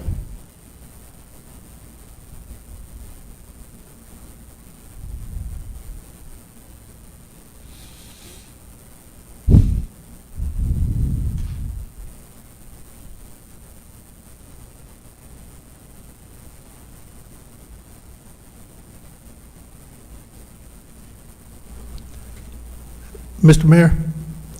Yes, sir. While we're waiting on Councilor Roebuck, can I just respond to Councilor Kennard? Yeah, let's go ahead.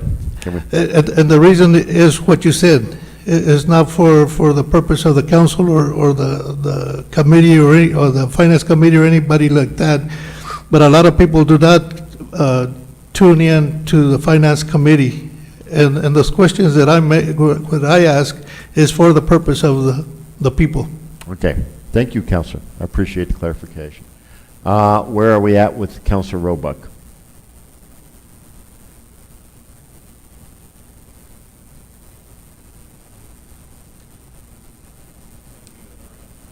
Okay, where are we at, Ms. Call? Is he verbal? Okay, he's going to have to be on a phone where we can hear his voice. So that means calling the cell phone. Otherwise, he will not be voting.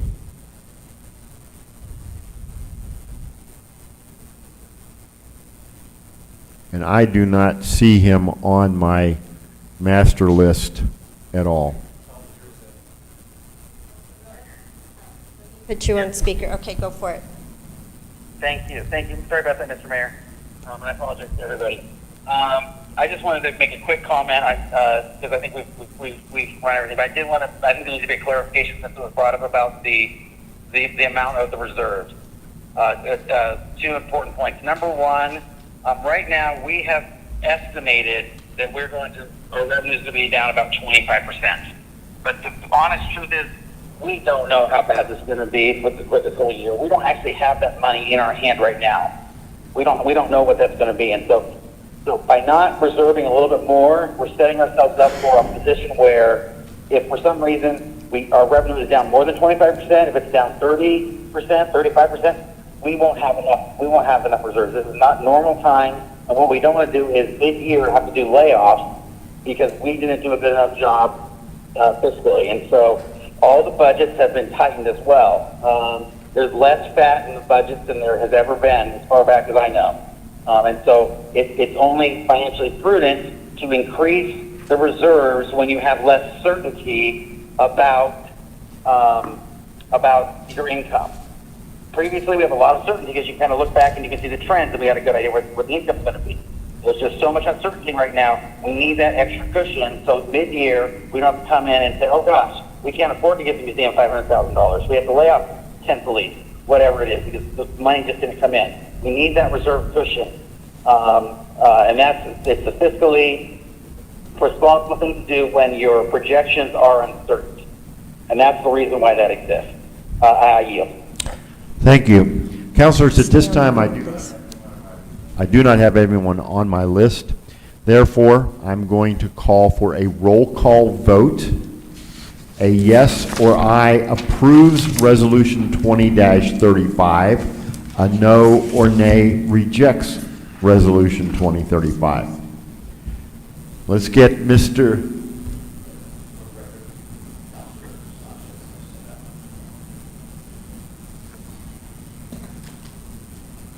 Okay. The Councillor Sanchez is gone. You still have a group of citizens who signed up. So okay, we need to get Councillor Sanchez back so we can vote.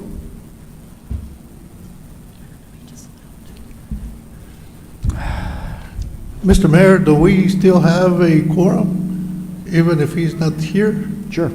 So why 1, not 2, go 3, ahead 4, and vote? 5, 6. We have, all right. We could. Well, we could. He's here. But he's been through this meeting and he stepped away. He probably did not anticipate that I would call for the vote at this time. So, and I would do this for any one of you, if you'd temporarily stepped away, that I make an effort to get everybody back. On the note here, I've got to, while we're waiting for Councillor Sanchez, I think we need to resolve a little bit of our technical issues. Where's Mr. Nebb? He went to go. Okay. Okay, Mr. Fuentes, I'll address this to you.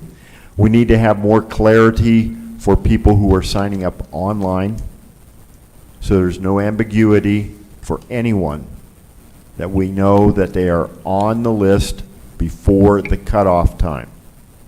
And it needs to be clear to all concerned, so there's no confusion. We also need to be able to clearly hear all councilors, independent of anybody else. In other words, if a councilor participates by a go-to meeting, they need to be heard and to be able to hear us without any kind of any kind of ambiguity. I'm concerned that we make sure that we are in compliance with state statute as far as a remote participation. And if I'm not mistaken, Ms. Call, they have to be able to be heard and to hear. We have Councillor Sanchez back with us. Let me repeat, I'm calling for a roll call vote. The roll call vote, a yes or aye approves Resolution 20-35, a no or nay rejects the resolution. As you vote, please activate your vote box. Ms. Call, please call the roll. Councillor Moore? No. Councillor Stubbs? Yes. Councillor Orpesa? Nope. Councillor Roebuck? Yes. Councillor Kinnard? Yes. Councillor Foster? Yes. Councillor Best? Yes. Councillor Sanchez? Yes. Councillor Peterson? No. Councillor Perry? Yes. Motion passes. All right, thank you. This has been a challenging technological feat. I don't allow my comments to imply that I do not appreciate how far we have come. I will make the comment that I observed the Legislative Finance Committee yesterday, and I will say that the Roswell City Council is infinitely ahead of them when it comes to remote communication, which is a sad commentary. Moving on to item number 14. Mr. Mayor, just for the record, Councillor Roebuck has disconnected. All right, thank you. Councilors, on item number 14, I've tried to speak to all of you ahead of time. I have discussed this with Ms. Call. We have 4 names. In a moment, Councillor Stubbs will make a motion for 4 positions on the Planning and Zoning Commission. To smooth this out, I have sought to allow us to vote on all 4 at one time. If there's any objection to this, we will take action on them individually. Councillor Stubbs, why don't you go ahead and make your motion and we'll open it up. Thank you, Mr. Mayor. At Mayor Kentai's recommendation, I move to approve for the Planning and Zoning Commission, Position 1, Daniel Lopez, Position 3, Steve Henderson, Position 5, Jesse McDaniel, Position 6, David Story. Please activate your motion box, Councillor.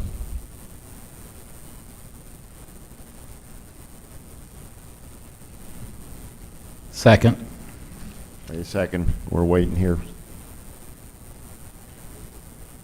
I got, all right, it's not coming through.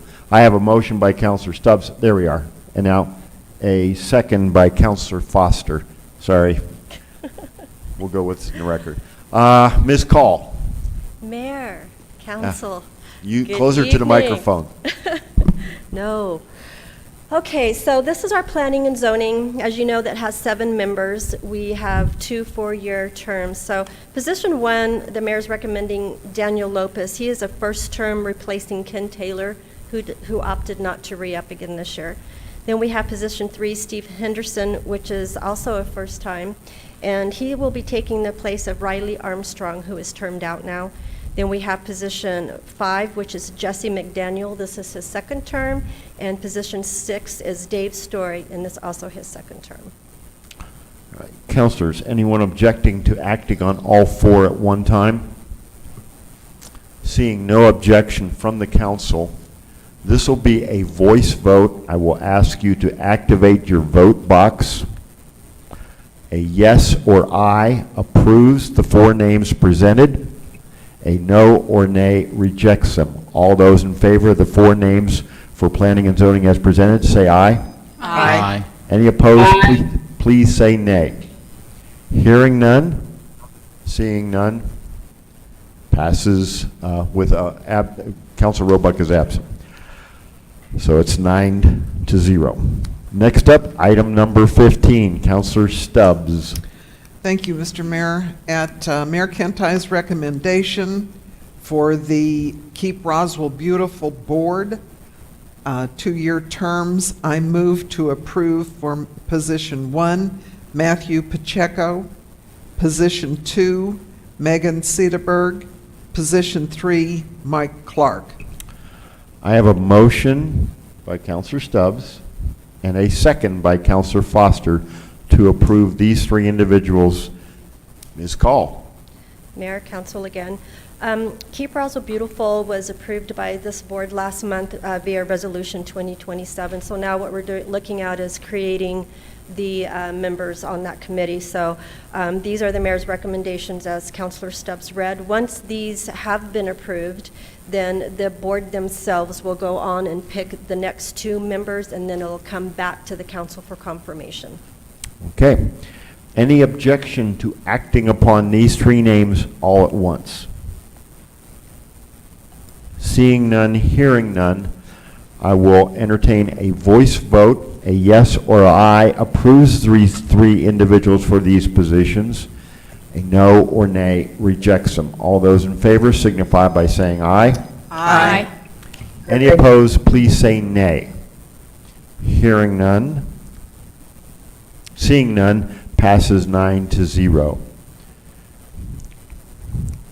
Next up, item number 16, Councillor Stubbs. Thank you, Mr. Mayor. This is at the recommendation of the Legal Committee.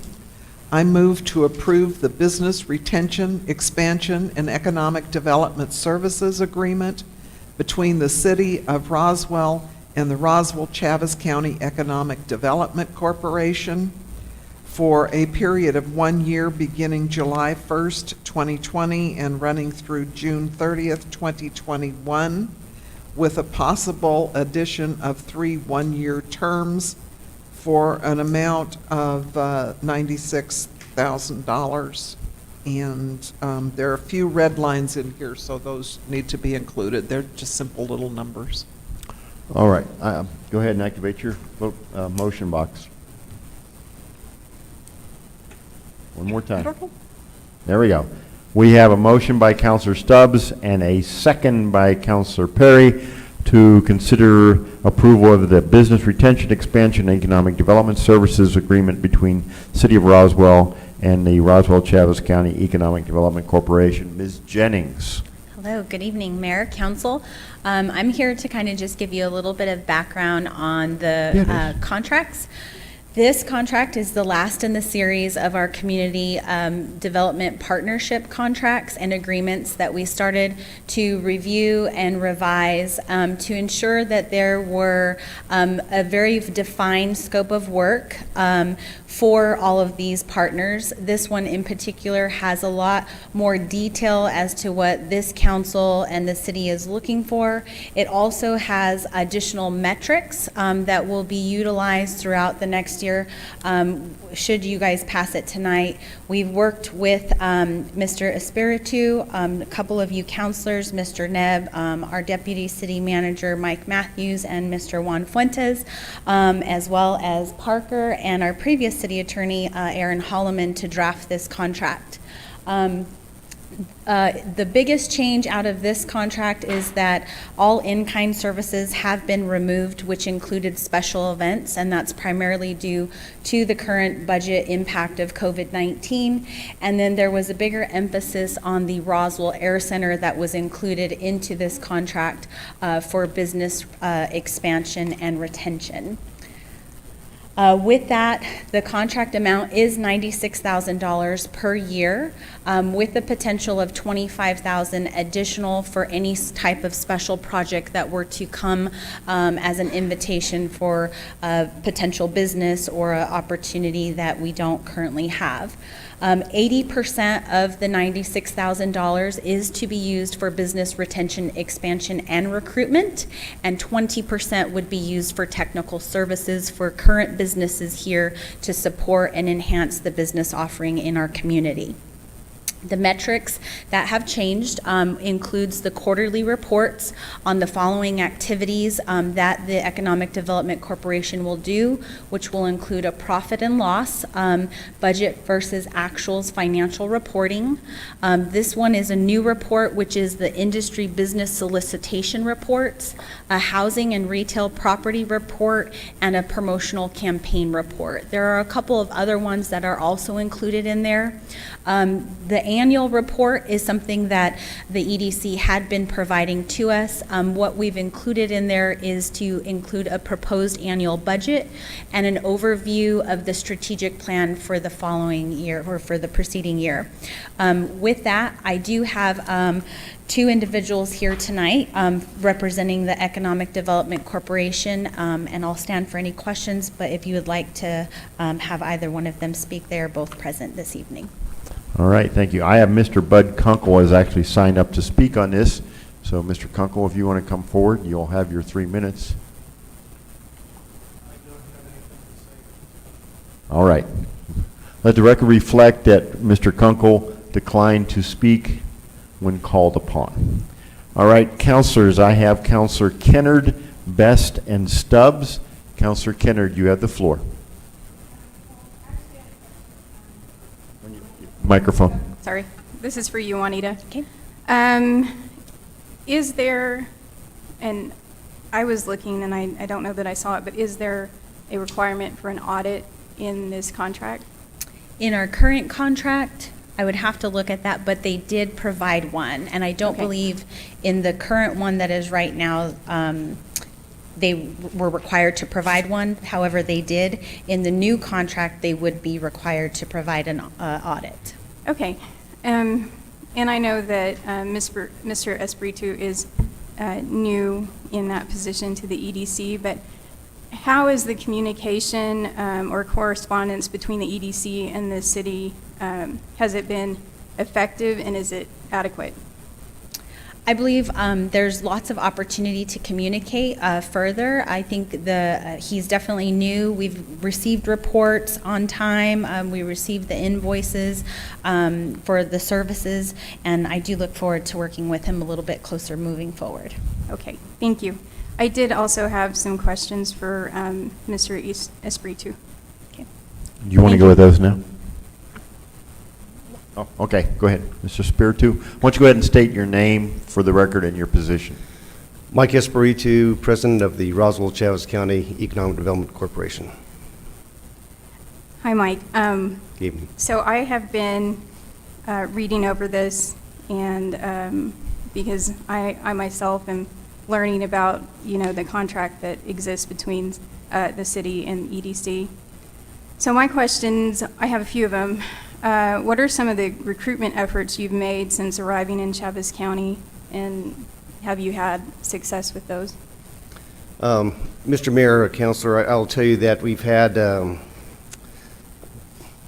several projects that we've been working on. In fact, we have several that are active currently. I can't go into a lot of detail because some of it's confidential, but I will share with you we've got 6 projects in work right now. One is in the late stages, which is we're very hopeful that it'll move forward. We're still in competition with other communities around the state. It's a project through the New Mexico Partnership, but we fit very well as a community in that project. Big numbers in employment, which is good.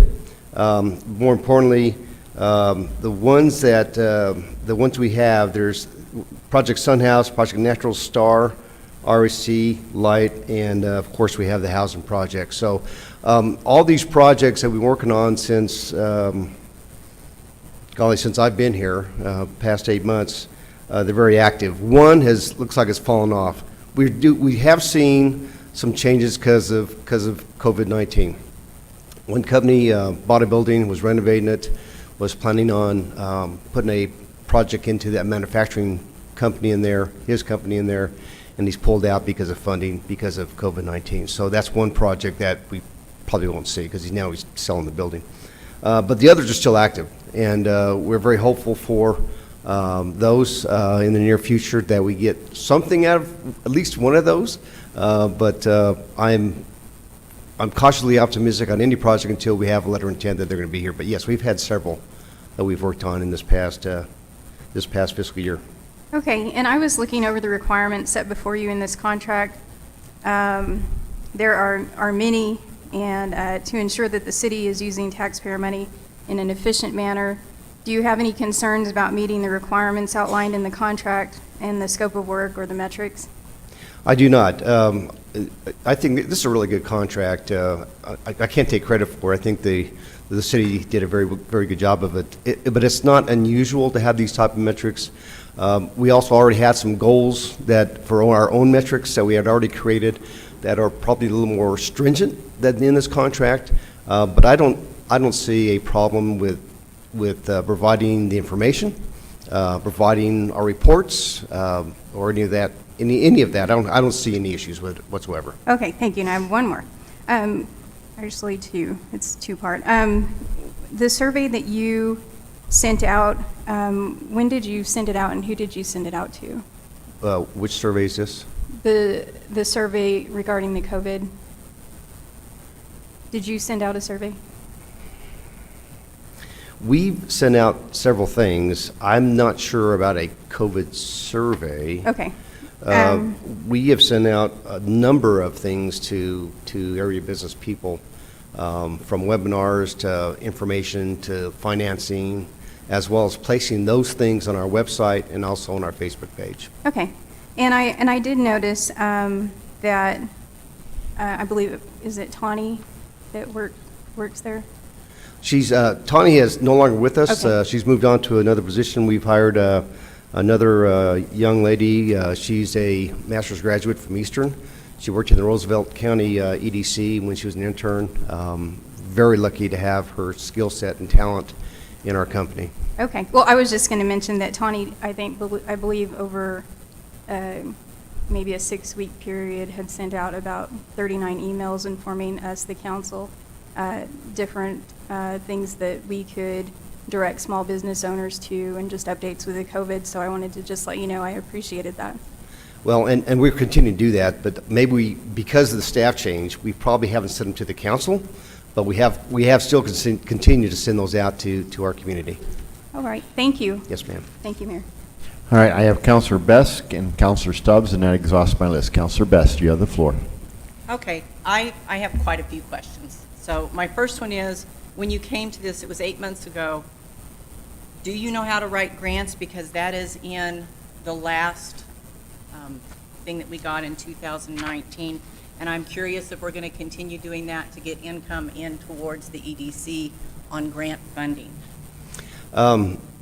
I have not been a grant writer. However, we have leveraged, besides grants, and in a manner of speaking, we have leveraged grants in a manner of speaking through JTIP and LEDA and those type of things, but particularly with JTIP. So in the JTIP arena, we've had several of our companies awarded hundreds of thousands of dollars right here in Roswell over the past 8 months. And that's all the ones at the airport with CAVU, AirSail, Red Mountain Arsenal, General Aviation Support, and USA Beef. So they've all benefited from our work and our advocacy and our testimony to the state board for approval of those funds. Okay.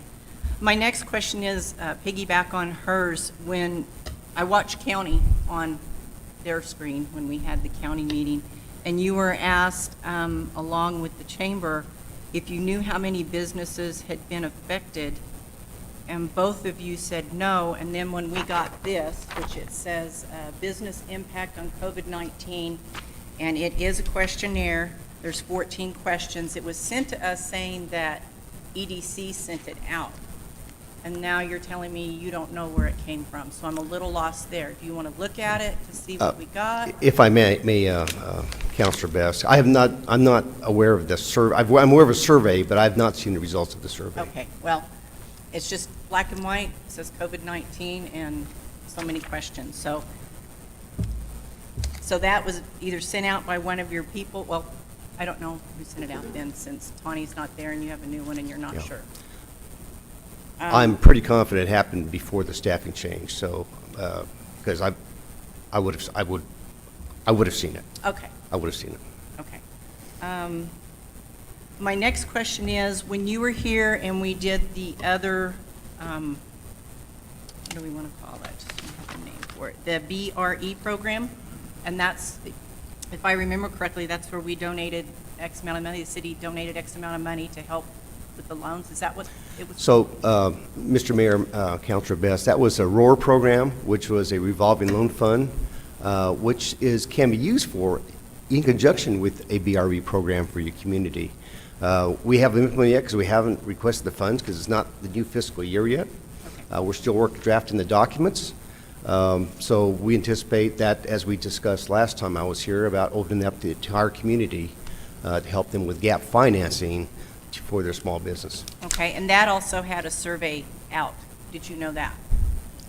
For That BRE program Yes, has ma'am. a survey out. Yes, ma'am. In fact, we have 2 BRE surveys. We did we did a post-COVID-19 BRE survey, and we're doing we have a very full BRE survey.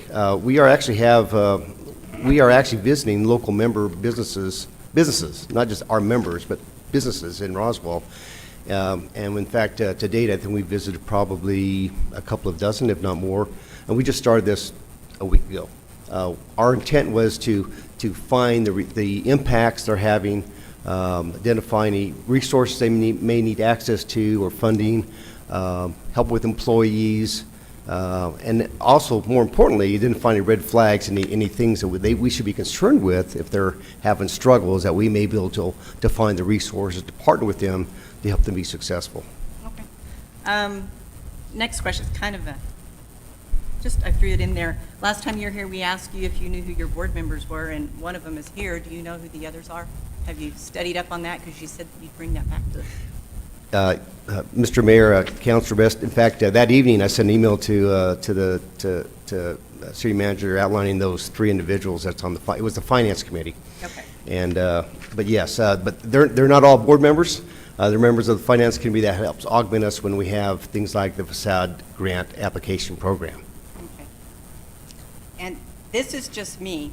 I'm sure is anybody else, and I've been told this probably isn't an issue, but do you feel there's a conflict of interest with First American Bank, and because you invest there? I know your savings account is there, but you also invest there. Do you feel there's a conflict of interest with that?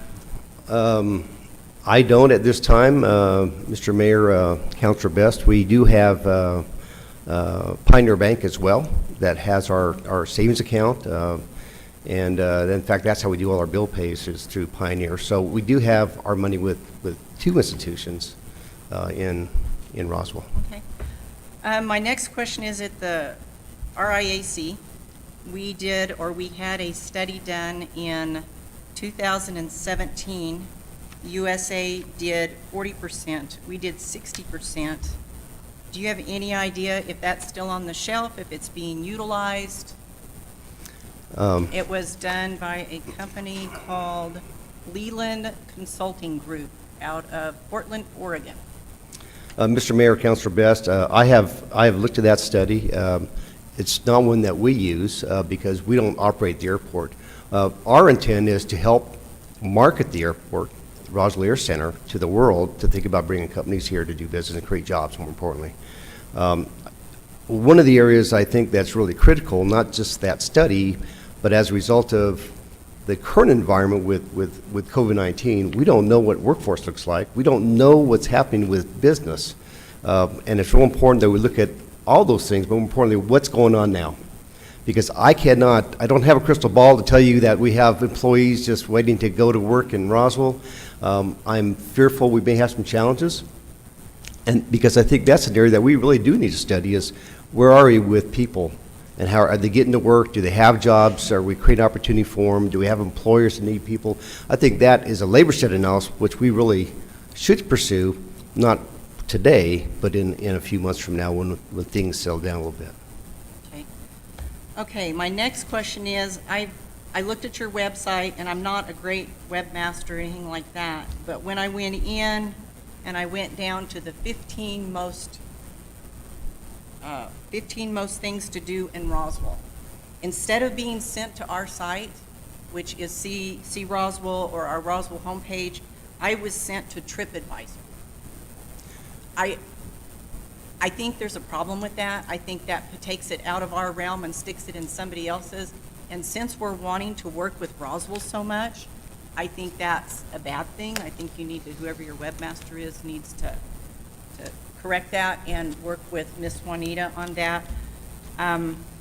Your list that we got for goals, objective, and this one, it doesn't match with our services on the website. Those two kind of contradict each other as you go through there.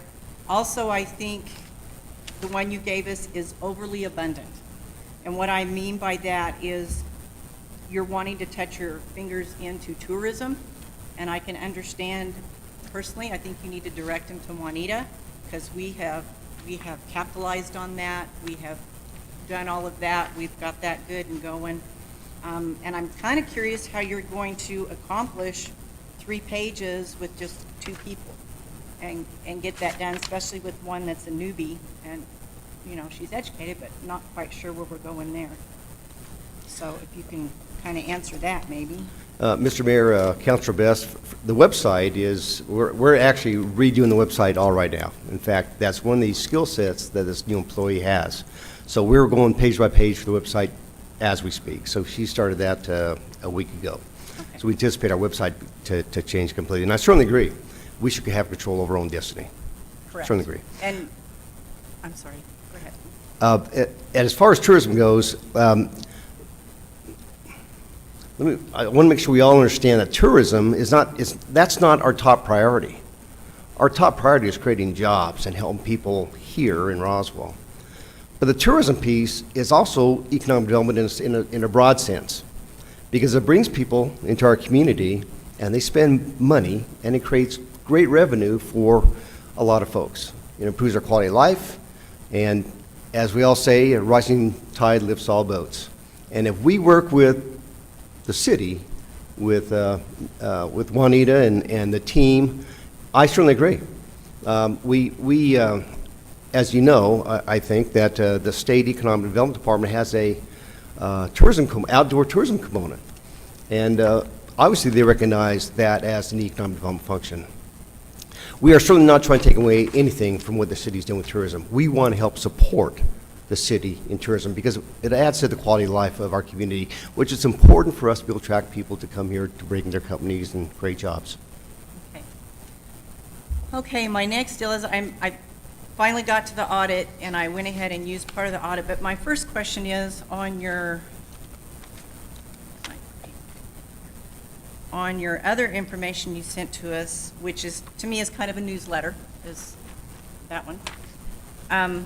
It comes down here, and you said you had the recent award of $5 million of state capital outlay funding for the infrastructure build out for the industrial area at Roswell Air Center. Now here's my question. We didn't know anything about that. You got this given to you. We didn't know anything about it. It's our property. You're wanting to add infrastructure to it, which we have to take care of later on. Whose brainstorm was this? Why does the county and EDC and Roswell not work together in this? I'm having a real issue with this one thing, because now, if she doesn't claw it back, because at this point she may claw it back, how are we supposed to move forward with this? If we don't know about it, you're putting it out there, you don't know if people are gonna come to build on top of this infrastructure. You've wasted $5 million on Roswell property, and we have to keep up the infrastructure, which in Roswell we have an issue with that because we have dying infrastructure that was built back in the Walker Air Force Base that we can't keep up to with estimated $110,000 when it was put in the ground. And we only have close to $50,000 now trying to pay taxes to take care of it. So clue me in on where this came from. So the $5 million request to do capital outlay was through the county by a member of the EDC. It was not an EDC project. I mean, we it just happened to be one of our board members that mentioned at one of our board meetings. That individual set out to find ways to obtain funding from the state to help build out the airport. That was the intent, to grow jobs. That was the whole purpose, create jobs. We haven't realized the money yet. We strongly believe that we will see it and won't be clawed back this year. We do have a project tied to that money possibly that we can't share with you yet because we're still in the process of negotiating. But I certainly concur that stronger communications between the city and the county need to happen. And since I've been here to Roswell, that's an area that I found probably a little challenging. The EDC's role in all this is for all of us to work together to make good things happen for the people that live in the southeastern part of New Mexico, which is here. And I fully understand that we may not always agree on the road to get to the destination, but I also believe strongly that every one of us, every one of you, believes in what's right for the citizens of Roswell in Chavez County. We just have different ways of getting there. I think, and I agree, Mr. Mayor, Councillor Best, that we do need better communications between the two governmental bodies, but we are not one. We're in the middle, and our role is to work with both government agencies for the benefit of all the citizens that live here, but more importantly, create and grow jobs for everyone. Because at the end of the day, that's what's going to grow our community. And I am excited about being in Roswell because of our Air Center. That is one of the big reasons I came here, because I know that Air Center is the future of growing some wonderful things for this community. Okay. So if she does give us the $5 million, and you say you can't tell us what you have it stashed away for, and we as a city that has a problem communicating with our county, how are you magically going to make this work? Since you're the middleman, obviously you're going to have to make it work because it's one of your board members that came up with this. I actually know who it is because they have big strings to pull up in Santa Fe. But how are you going to magically get everybody to work together on Roswell property with county money? That's a wonderful question, Mr. Mayor, Councillor Best. And one of the areas that we have been working on as EDC and myself, but all of us in EDC, we have had great dialogue between the city and the county managers, excuse me. We have open dialogue with the mayor, with my office, with the county folks, my office. We're having discussions all the time. We just met, the mayor and I just met a couple of days ago.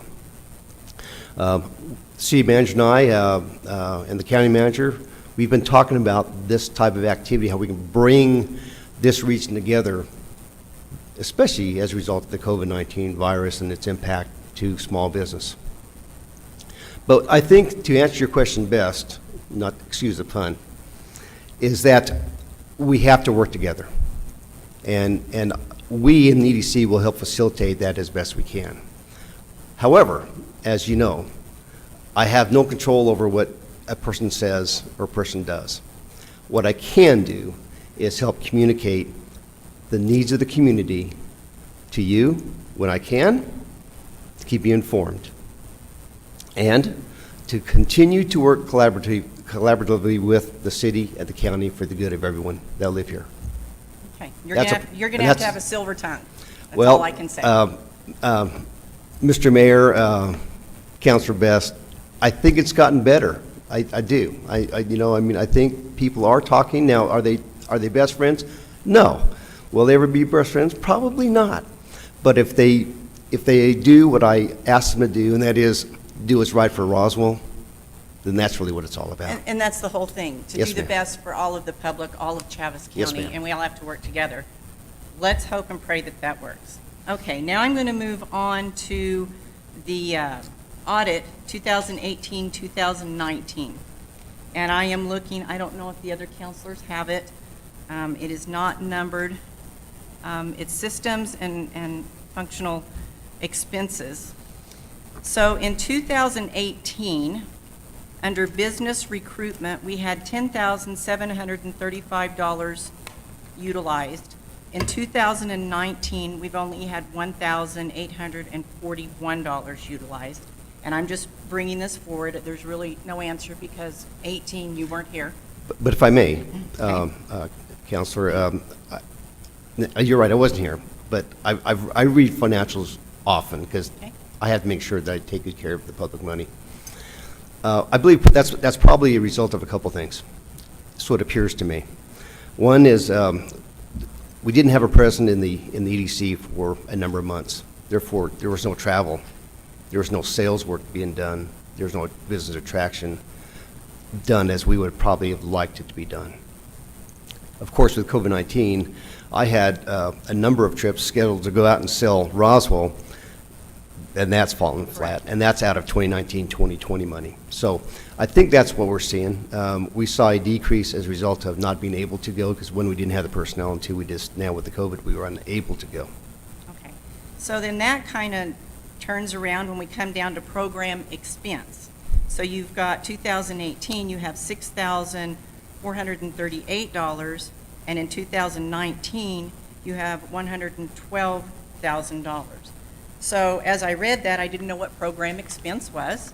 So I went back over here, and it told me to go to page 7. And it says the corporation extended to apply to receive and administer and redistribute governmental and private funds under the Title IX of Public Works and Economic Development Act of 1965. So in other words, that's a smoke and mirror thing. We can spend it on whatever we want and not have to tell anybody, is from what I can understand there, because it's a bunch of googly gob. Then it says the corporation is dependent on funding received from the city of Roswell and Chaves County. Understood. For the year ending June 30th in 2019, $120,000 was received from the city of Roswell and $73,000 was received from Chaves County. For the year ending in June 30th, 18, $112,000 was received from the city of Roswell and $48,000 was received from Chaves County. So I assume in 18 is where the $112,000 went over and went into program expense, which I still don't know what program expense is. Mr. Mayor, Councilor Best, I don't know either. I will get you a response to that because I do not know, but I will find out for you. Okay. And then in the audit on page 6, it shows that, oh, I'm sorry.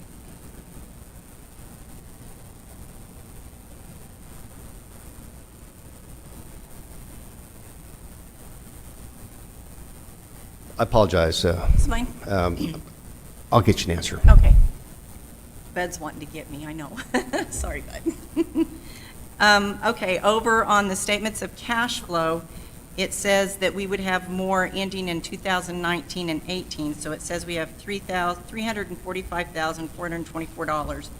But if you look up to custodial funds, so it's increased in custodial funds, you subtract that, you're going to be equal from 2018 to 2019. So I just wanted everybody to realize you're holding monies for custodial funds that needs to be dispersed in 2019.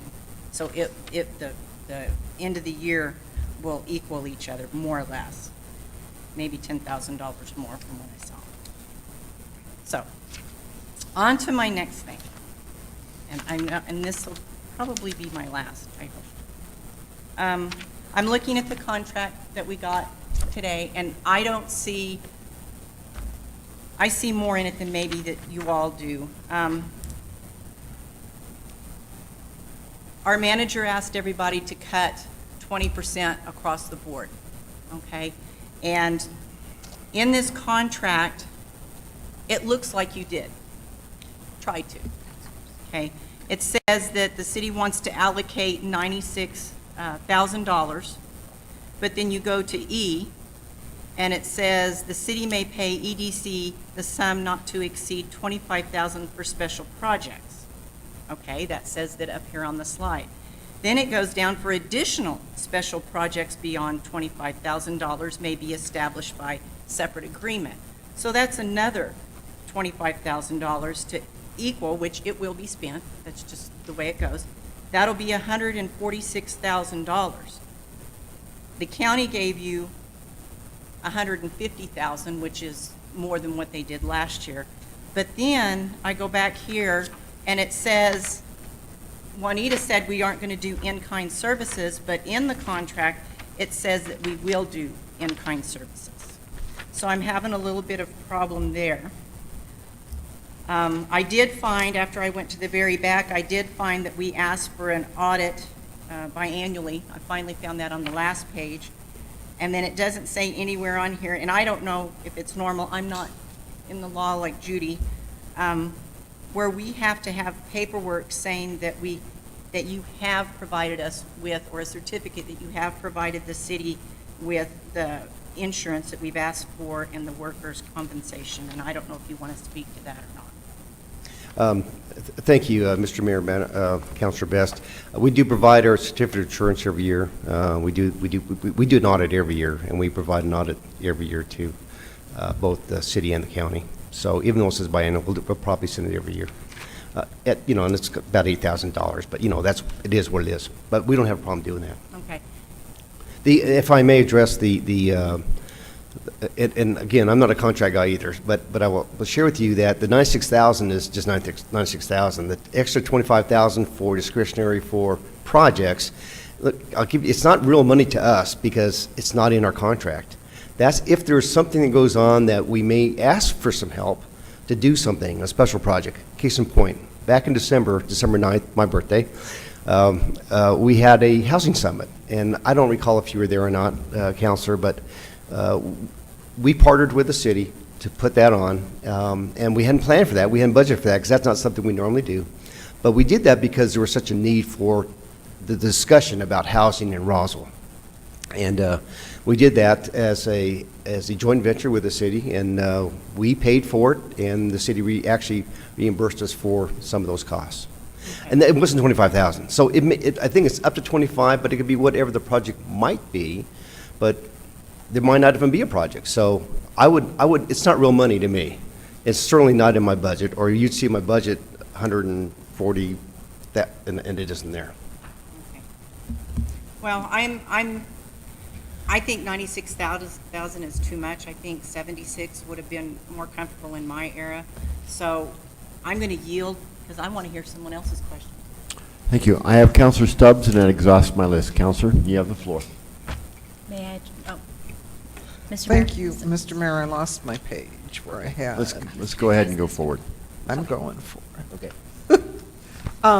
First, I want to say how very much I appreciate the fact that the EDC has worked with us and listened to us, and that they brought their current president in because he's doing a great job. And I think most of you know, I've known Mike for quite some time, and when I worked for economic development, so I know where he's coming from, and I appreciate you bringing that to Chaves County and the city of Roswell. I think that it's important to note, I really truly can't find my notes. I think it's important to note that this is one of the 4 contracts that I really questioned when I first came on to the council. And staff has worked very hard and provided the information to do what I asked, and that was some continuity in 4 agreements, which is the Hispano Chamber of Commerce, the Roswell Chamber of Commerce, Main Street, and the EDC. And we've asked in all 4 of those contracts or agreements that they collaboratively work together. So I think if they're talking about economic development or development specifically on Main Street, which may be only retail, that the collaboration of everyone working together to create jobs, to create new businesses is wonderful now that they all are doing just that, and I appreciate that that's happening. I also appreciate that Mike brings to the table working again with the New Mexico Partnership and the JTIP money that you've helped get for our businesses through the Economic Development Department. So again, I want to say how appreciative I am, and I think we will notice the difference within the community with these services and these funds coming to the community. So I appreciate that. Oh, it went through legal committee. I have to say, it was us, not finance. But again, the committees worked really hard, and I just think it's important to note that this document was worked on, wordsmithed, brought to the table. The city manager one needed, Mike, everybody, I don't know how many months to come up with what we felt was doable and good for the city and a good use of city funds. So I certainly intend to vote for this and appreciate the work that's gone into it, excuse me, and the fact that the matrix and all are going to be met with this organization. Thank you. All right, thank you, Councillor. That exhausts my list. I have no one else wishing to speak on this matter. At this point, I will ask for a voice vote. A yes or aye approves the Business Retention, Expansion, and Economic Development Services Agreement between the City of Roswell and the Roswell-Chaves County Economic Development Corporation. A no or nay rejects the agreement. All those in favor signify by saying aye. Aye. Aye. Any opposed? Nay. Any opposed, please say nay. Nay, with an explanation.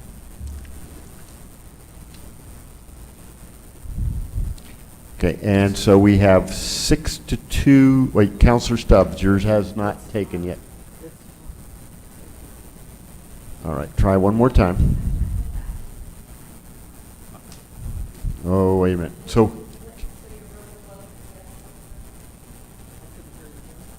Your is your verbal verbal vote is yes. vote yes? Okay, so we have a Thank you. verbal yes from Councillor Stubbs, so the vote is 7-2. Councillor Kenner, do you wish to explain your vote? Yes, thank you, Mayor. During this time of financial cuts to the city's budget, every consideration must be made and each expenditure must be examined. Our beloved zoo and museum, as well as the golf course, was not exempt. After all the cuts in the budget and in each department and in an effort not to have to lay off employees, the city is furloughing each employee for a total of 10 days. So I understand and appreciate what the EDC does. My issue is with the amount. So because of the amount, I cannot support the contract as written. All right, thank you, Councillor. Next up is item number 17, Councillor Stubbs. Did I hit it this time? No. Okay. Thank you, Mr. Mayor. This also is at the recommendation of the legal committee that I move to consider approval to advertise and then hold a public hearing and a vote on proposed ordinance 20-06, which is amending the zoning code relating to airport hazards and obstructions by modifying Article 4, which is definitions, and adding a new Article 52, Section 18, airport hazards and obstructions. All right, Councillor Stubbs, if you'll activate your motions button. I did it. Okay, and I have a motion by Councillor Stubbs. Councillor Peterson, can you do it again? There. I have a motion by Councillor Stubbs and a second by Councillor Peterson to authorize, to consider approval to advertise for a public hearing and vote on proposed ordinance 20-6. Since this is connected to the next item as well, let's have Mr. Bleth and Mr. Morris explain this. All right. Thank you, Mayor and Council. I thought I'd just come and bring the history of what's going on with all this. About 6 months ago, we started looking at revising the fee structure. It hadn't been visited for 9 years at that point, 10 years now, since 2010. In doing that, going through the actual ordinance, we have some of our fees that are tied into ordinance, which is something that we don't want to have because it doesn't give us much flexibility to be fairly reactive to change in circumstances if we have to go back and change an ordinance to change a fee. So that's part of a resolution. And so as looking at that, we looked at it. It was very large. A lot of things didn't belong in there. It was last codified about 35 years ago, that particular ordinance. And there was verbiage in there that dated it from 1958 or pre-58 when they referred to the federal administration. FAA is the agency instead of an administration. So it is very dated. So we worked with Parker and Aaron to revise this, and there was things that needed to get pulled out that were more applicable in zoning. Also, things like security didn't need to be within the ordinance. We have ORIA Airport Security Plan, an ASP, that's a separate document that's actually a secure document for TSA. So these things are all being consolidated, and we're trying to get everything caught up from years of not really being paid attention to. So it's been quite a complex event to reduce it. Parker, how many pages was that at, and how many is it now? I'm not sure how many pages, but it went from something like 40 articles down to 8. So much more streamlined. And what we're talking about this evening at this particular juncture is something referring to the planning and zoning side of things. So I'll go ahead and hand that to Bill. Good evening. This item here is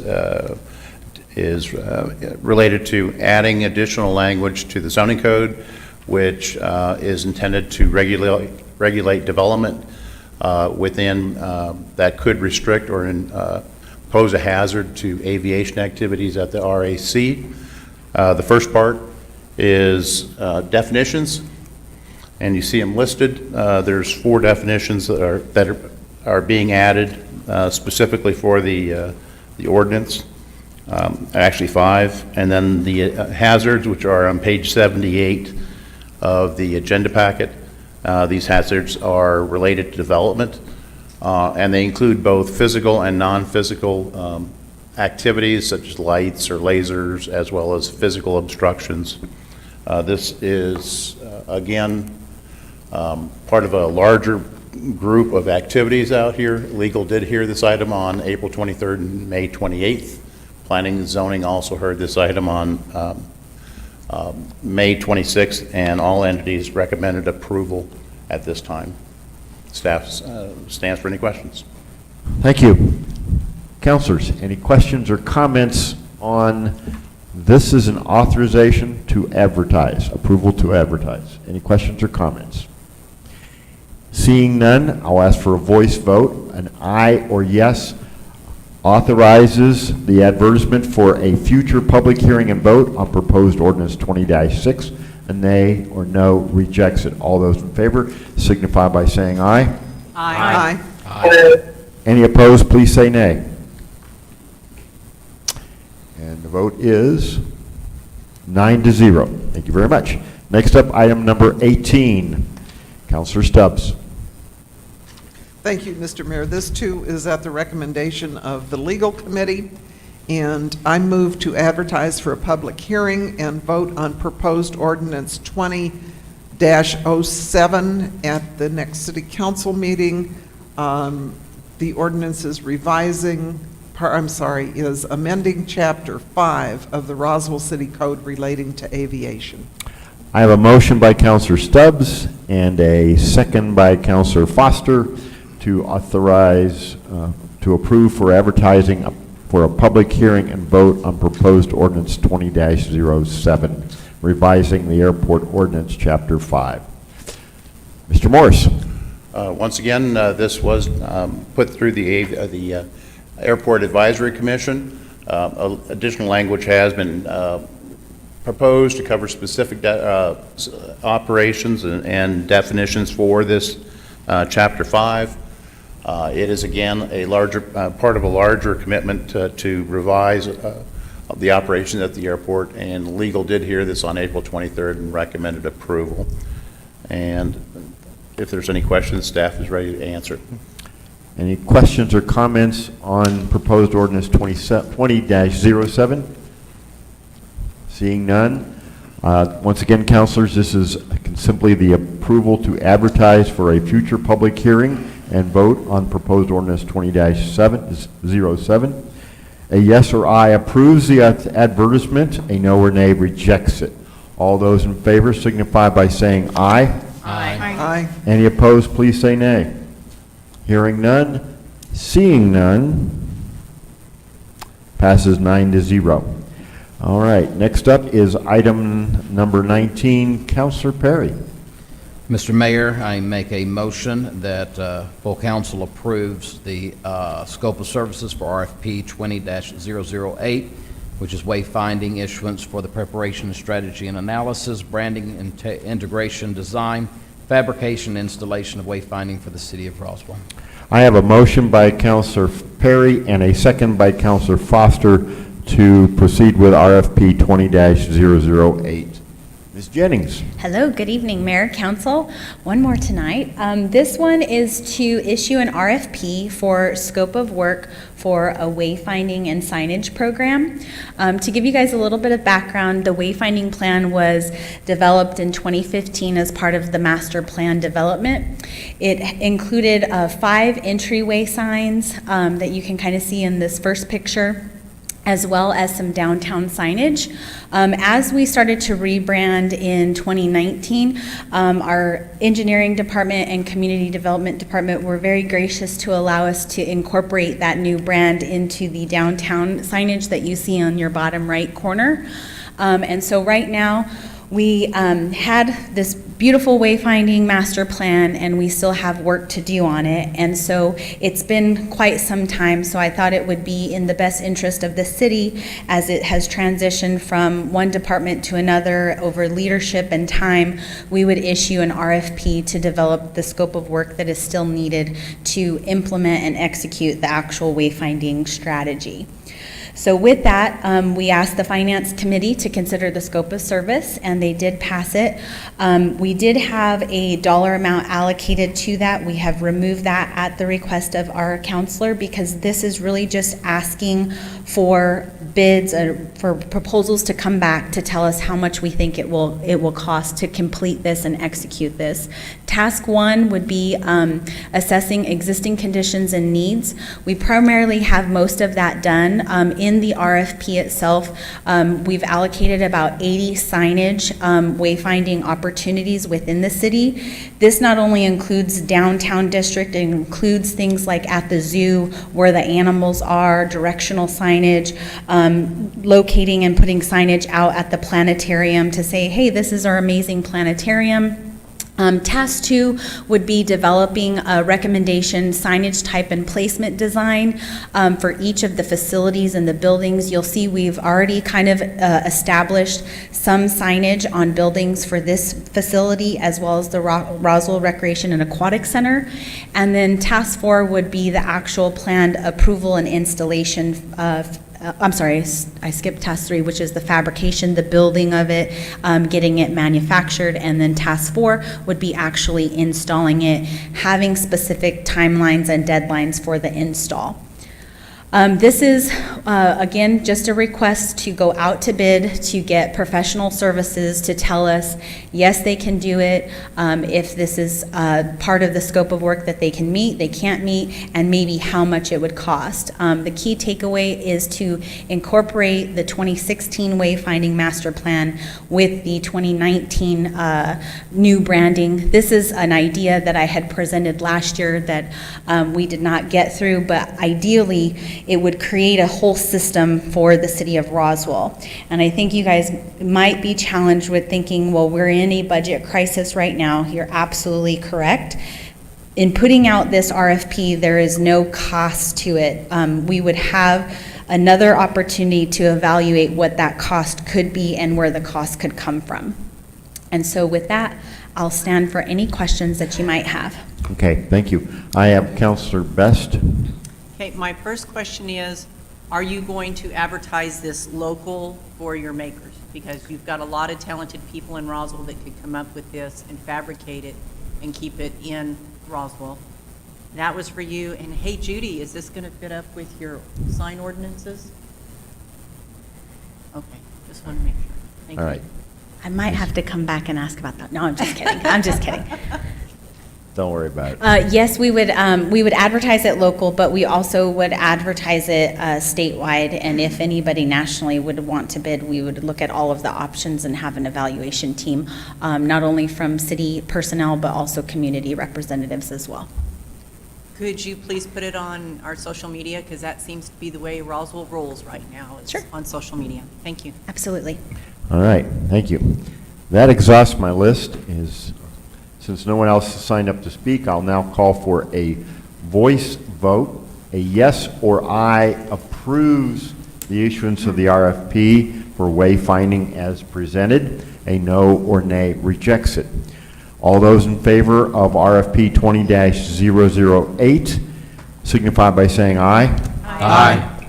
Any opposed, please say nay. Hearing none, seeing none, passes 9-0. Councilors, before we proceed on to item number 20, Councilor Oropesa had contacted me prior to this meeting wishing for an opportunity to speak. Councilor, at this time you have the floor. Thank you, Mr. Mayor. Mr. Mayor, I request that my written comments or statements be included in the minutes for this meeting. Councilor, can you provide a PDF, a Word document version of that to Yes, Ms. ma'am. Call? Yes, sir, I'm sorry. Okay, Yes, sir, I thank you. can. So let me start by saying I feel compelled to address the Roswell Daily Record article that appeared on the May 28th edition concerning a face-page post by a fellow city councilor in which he falsely accuses me of reporting businesses to the COVID-19 hotline, whereby she labels me as a snitch, that I am killing the economy and that I am working against Ward 1 constituents and the growth of Roswell. I strongly and adamantly reject her false allegations on her post. This, in my opinion, is a blatant and calculated action by this councilor to defame and assassinate my character and to intentionally libel and slander my name. I feel I have an obligation to address this issue for the benefit of the community. I strongly feel they need to hear from me directly and not just the interpretation of media reporters. And before I go on, I want to acknowledge and sincerely thank all the individuals that have contacted my wife and myself and offered their support. And even though I did not report any businesses accused, I believe it is unfair for businesses that follow the rules to be undercut by businesses that do not. As I understand, a local cafe posted on their face page they were open for dine-in service. Their post was clearly against the public health order enacted by the governor.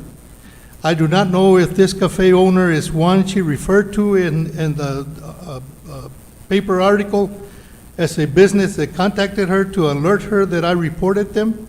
Nevertheless, in my opinion, this counselor used poor judgment by accepting the business owner's false statement at face value. As far as I know, this cafe was not shut down. They continued curbside service like any other eating business.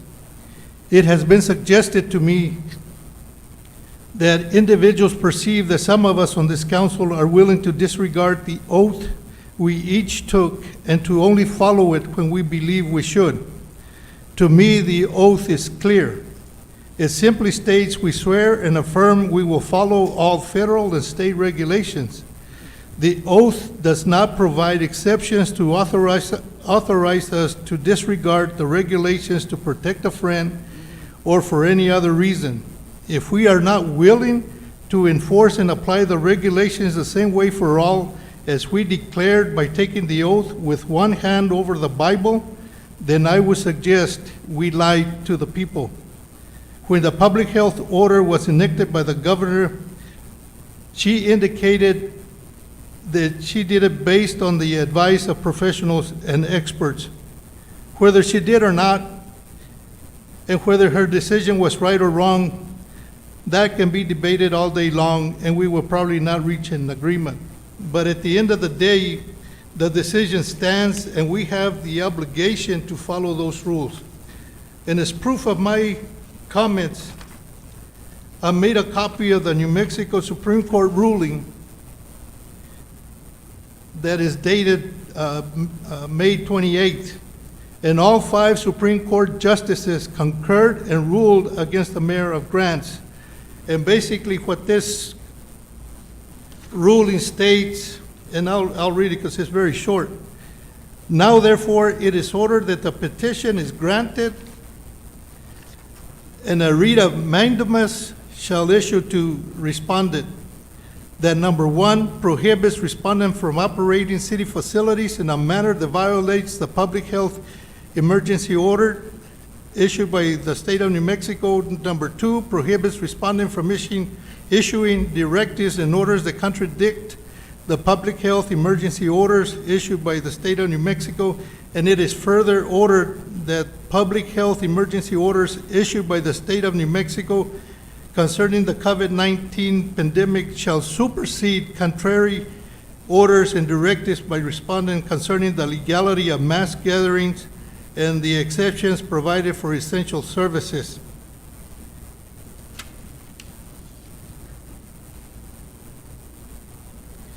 So the way I read the ruling clearly states elected officials do not have the authority to authorize businesses to break the law, as we have witnessed elected officials doing in our community, and as is the case with this councilor encouraging businesses to violate the public health order. I agree we should help the businesses, but it should be done in a fair and lawful way. And yes, we can criticize and we can disagree with the governor's decision and even try to justify for the public why we believe she is wrong. And we can even call her out in public and call her all sorts of names. But when the air clears, the governor still has the most important ace in her pocket, because statutorily, she is authorized to make the calls that she feels are right for the citizens of the great state of New Mexico. It is unfortunate this councilor felt the need to publicly make false allegations against me based on what she referred to as, in quotations, word of mouth, which I would call hearsay. The article states in part, the article meaning the Roswell Daily Record article states in part, and I quote, Best told the Daily Record on Wednesday morning the business owners had confirmed verbally to her the report came from Councillor Oropesa. She did not see, and let me go back because it is important and for emphasis, again, it says she did not see any documents with the information and would not name the business. It continues, I had 2 confirmations, 2 different people, she said. If you want to call it word of mouth, but they are very trusted sources that I've done business with for years, she said, in the quote. It is evident these individuals were not as trusted sources as she led the public to believe. I would even suggest these individuals lied to her. It is also unfortunate she decided to use the word snitch, which to many, including myself, is a derogatory, repulsive, and divisive term. I understand she has every right to disagree with my views, my opinions, and my votes. But I, on the other hand, have the same right to disagree with her views, opinions, and votes. And I think I've made it clear and abundantly clear that I do not believe in the concept of play along to get along. So I will continue to listen to my constituents and vote accordingly. She, in my opinion, disparaged everyone in Ward 1 that voted for me with her comments of accusing them of picking the wrong individual. It was nothing more than a slap in the face to every one of those constituents. That statement, in my opinion, implies and suggests that she believes Ward 1 voters do not have the intelligence to make decisions for themselves. In 4 years, I will let them, the voters, decide whether they support me for another term or not. Again, we can argue whether either one of us is right or wrong for as long as we want, but when all is said and done, I can, without a doubt, state that I have the most important fact that falls on my side, and that fact is the truth. So my message to her is very simple. I am here to stay as long as I am able to. I do not plan on going anywhere. If my presence, opinions, or decisions bother her, I would suggest she needs to find a way to deal with it, or she always has the option to resign. Let me state a fact. Hotlines are created for a purpose. Historically, there have been different hotlines set up at every government level to address different issues. For example, if I am driving down the street and see a vehicle driving erratically, I will report it to the DUI hotline because the driver can potentially put innocent lives in danger. According to this counselor, if I report it, I should be shamed by the public and labeled as a snitch. Another example, if I see a home invasion taking place, I will report it on a hotline or call the police because that's the right thing to do and possibly save lives in the process. And again, according to this counselor, I should be shamed by the public and labeled as a snitch. So I asked myself, isn't this the very purpose of the Neighborhood Watch program? Or perhaps she would prefer we refer to it as the Neighborhood Snitch program. The COVID-19 hotline, as I understand, was set up to accomplish compliance with a public health order. And as I thought about her comments, I kept asking myself, shouldn't her so-called trusted sources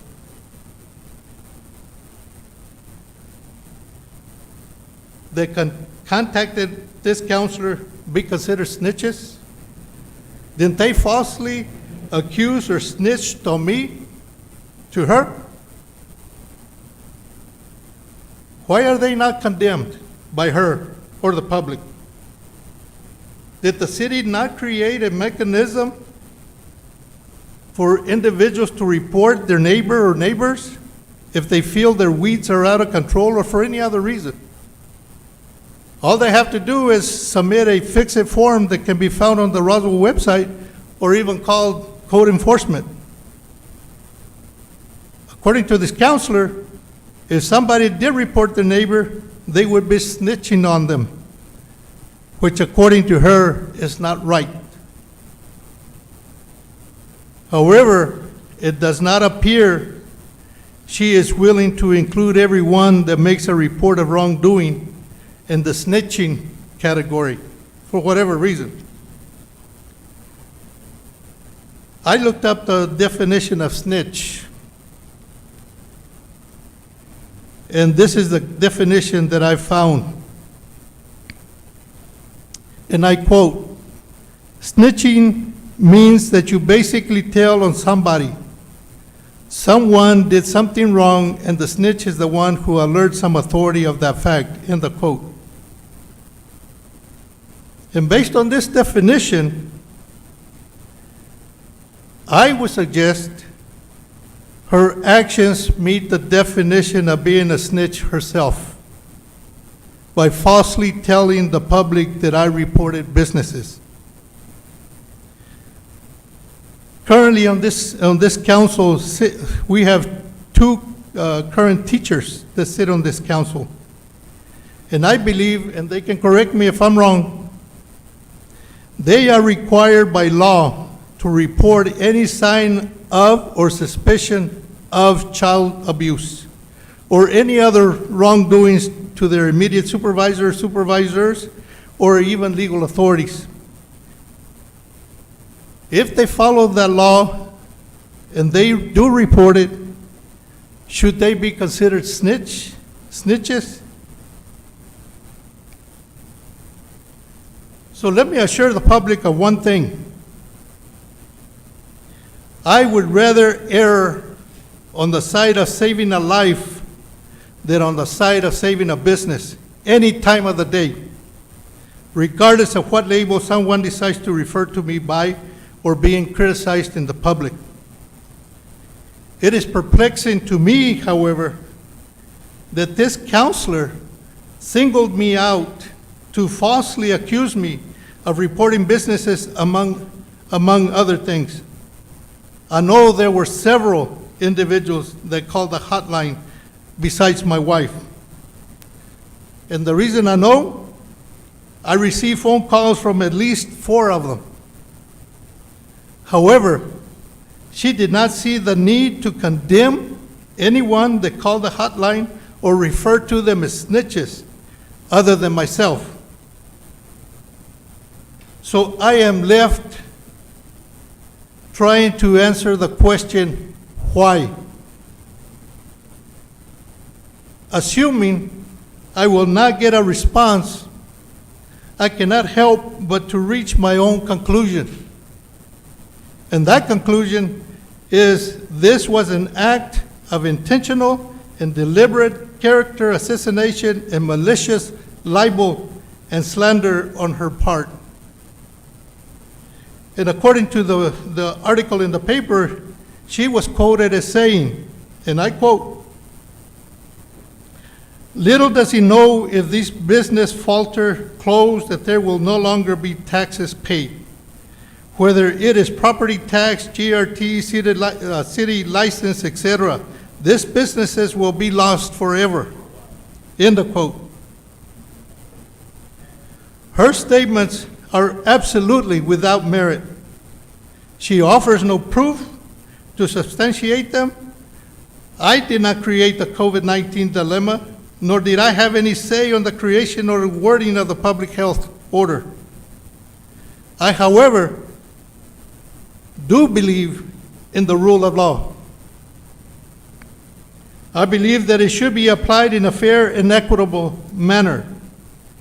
Her statement implies to me she does not believe I am smart enough to understand how city government works. Well, I'm here to tell her and the public I have an exceptionally good understanding of how city government works, that I do not need instructions or guidance from her, especially when she insists the city government is a business and should be run as a business, which I totally disagree with. I assume she believes that since she has been a business person, only she and her fellow business owners understand how business works. Unfortunately for her, that is not true. An individual does not have to be a business owner to understand how business works. Her post read, and I quote, "He is killing the economy!" Exclamation mark. "He is slowly killing Roswell."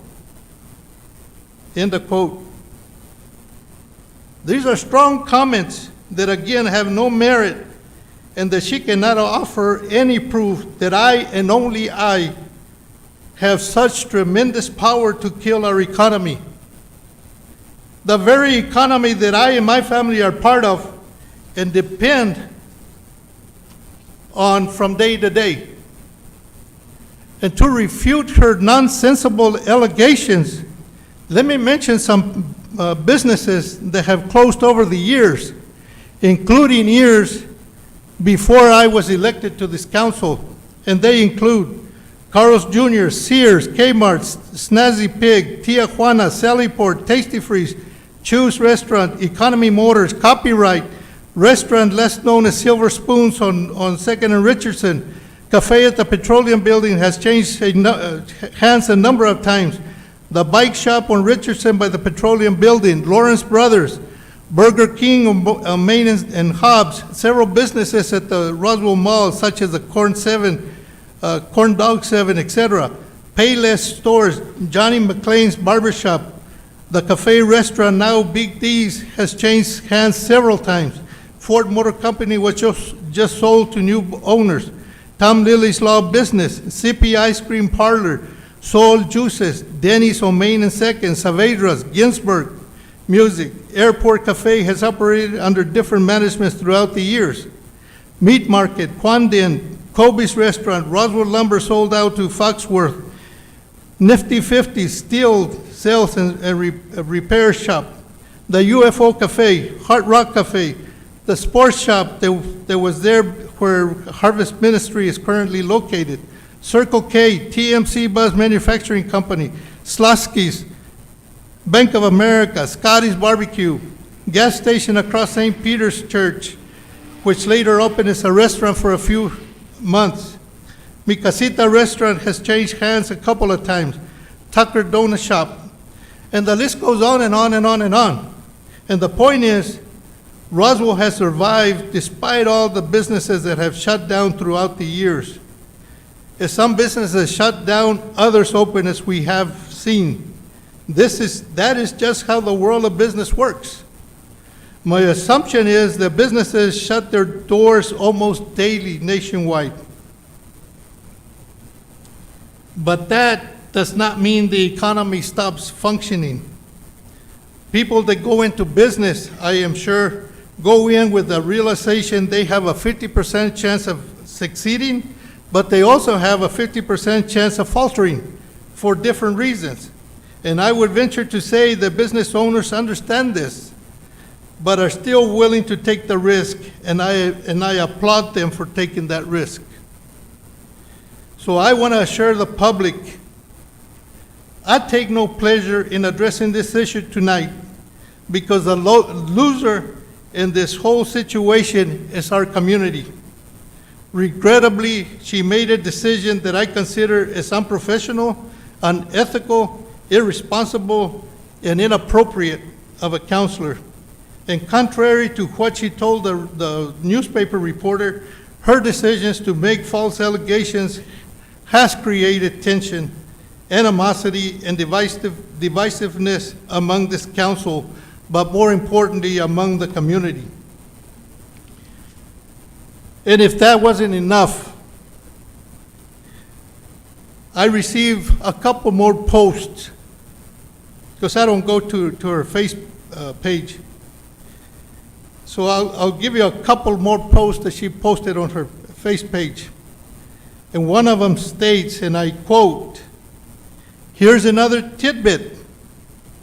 He," meaning me, "consistently travels to Santa Fe on taxpayers' dollar for meeting, New Mexico Municipal League, takes his spouse and enjoys the casino more. No report on the meeting to the council or staff, just a fun trip on taxpayers' dollars." End of quote. Again, her statements are without merit or any type of proof. But it does blow my mind to know that she knows for a fact that I like the casinos more than going to the trainings. I don't know how she does it, but that's what she's saying. Here's another one, and I quote, "He has lived with government check in his pocket his whole working and retirement career." End of quote. Unfortunately, that statement is true. I work very hard, extremely hard for my money when I work with the state. And I do receive a well-deserved retirement check. I also gave 100% and then some when I served over 20 years in the military, which I considered a government job.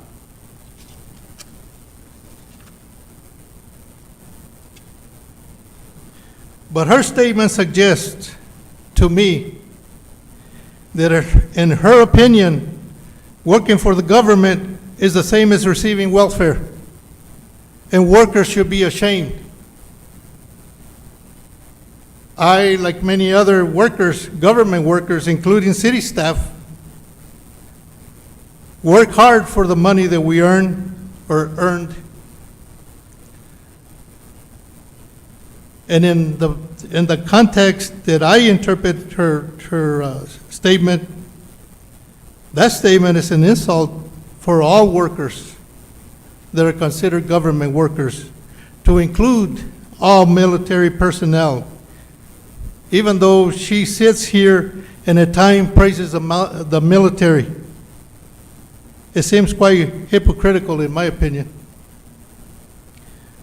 So I ask my fellow councillor to cease her defamatory comments about me in the public in the hopes that we can return to productive debate and avoid personal attacks and lawsuits. And with that, I yield, Mr. All right, thank you, Councillor.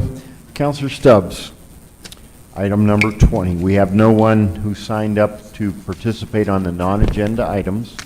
So Councillor Stubbs, item number 20. Thank you, Mr. Mayor. I move I move that council go into closed session pursuant to NMSA 1978, Chapter 10-15-1H2, to discuss limited personnel matters relating to the city manager's evaluation, as well as pursuant to NMSA 1978, 10-15-1H8, to discuss the purchase, acquisition, or disposal of real property or water rights relating to property located at the Roswell Air Center, and pursuant to NMSA 1978, Chapter 10-15-1H7, to discuss attorney-client privileges pertaining to threatening or pending litigation in which the city of Roswell is or may become a participant pertaining to city-owned rental property at the Roswell Air Center with the state of New Mexico and management service contracts. I have a motion by Councillor Stubbs and a second by, anybody? Councillor Best, to go into closed session. Any discussion or debate on this motion? This is a roll call vote. An aye or yes takes us into closed session. A no or nay rejects that, and we stay in open session. Ms. Call, please call the roll. Councillor Moore? Yes. Councillor Stubbs? Yes. Councillor Oropesa? Yes. Councillor Kinnard? Yes. Councillor Foster? Yes. Councillor Best? Yes. Councillor Sanchez? Councillor Peterson? Yes. Councillor Perry? Yes. Motion passes. All right, councilors, I have 9:06. Let's meet in there at 9:11. And we're going to the FAR meeting room? Okay. All right, it's 9:06. We're in, oh, it's 9:07. We'll meet there at 9:12. Yes. So you guys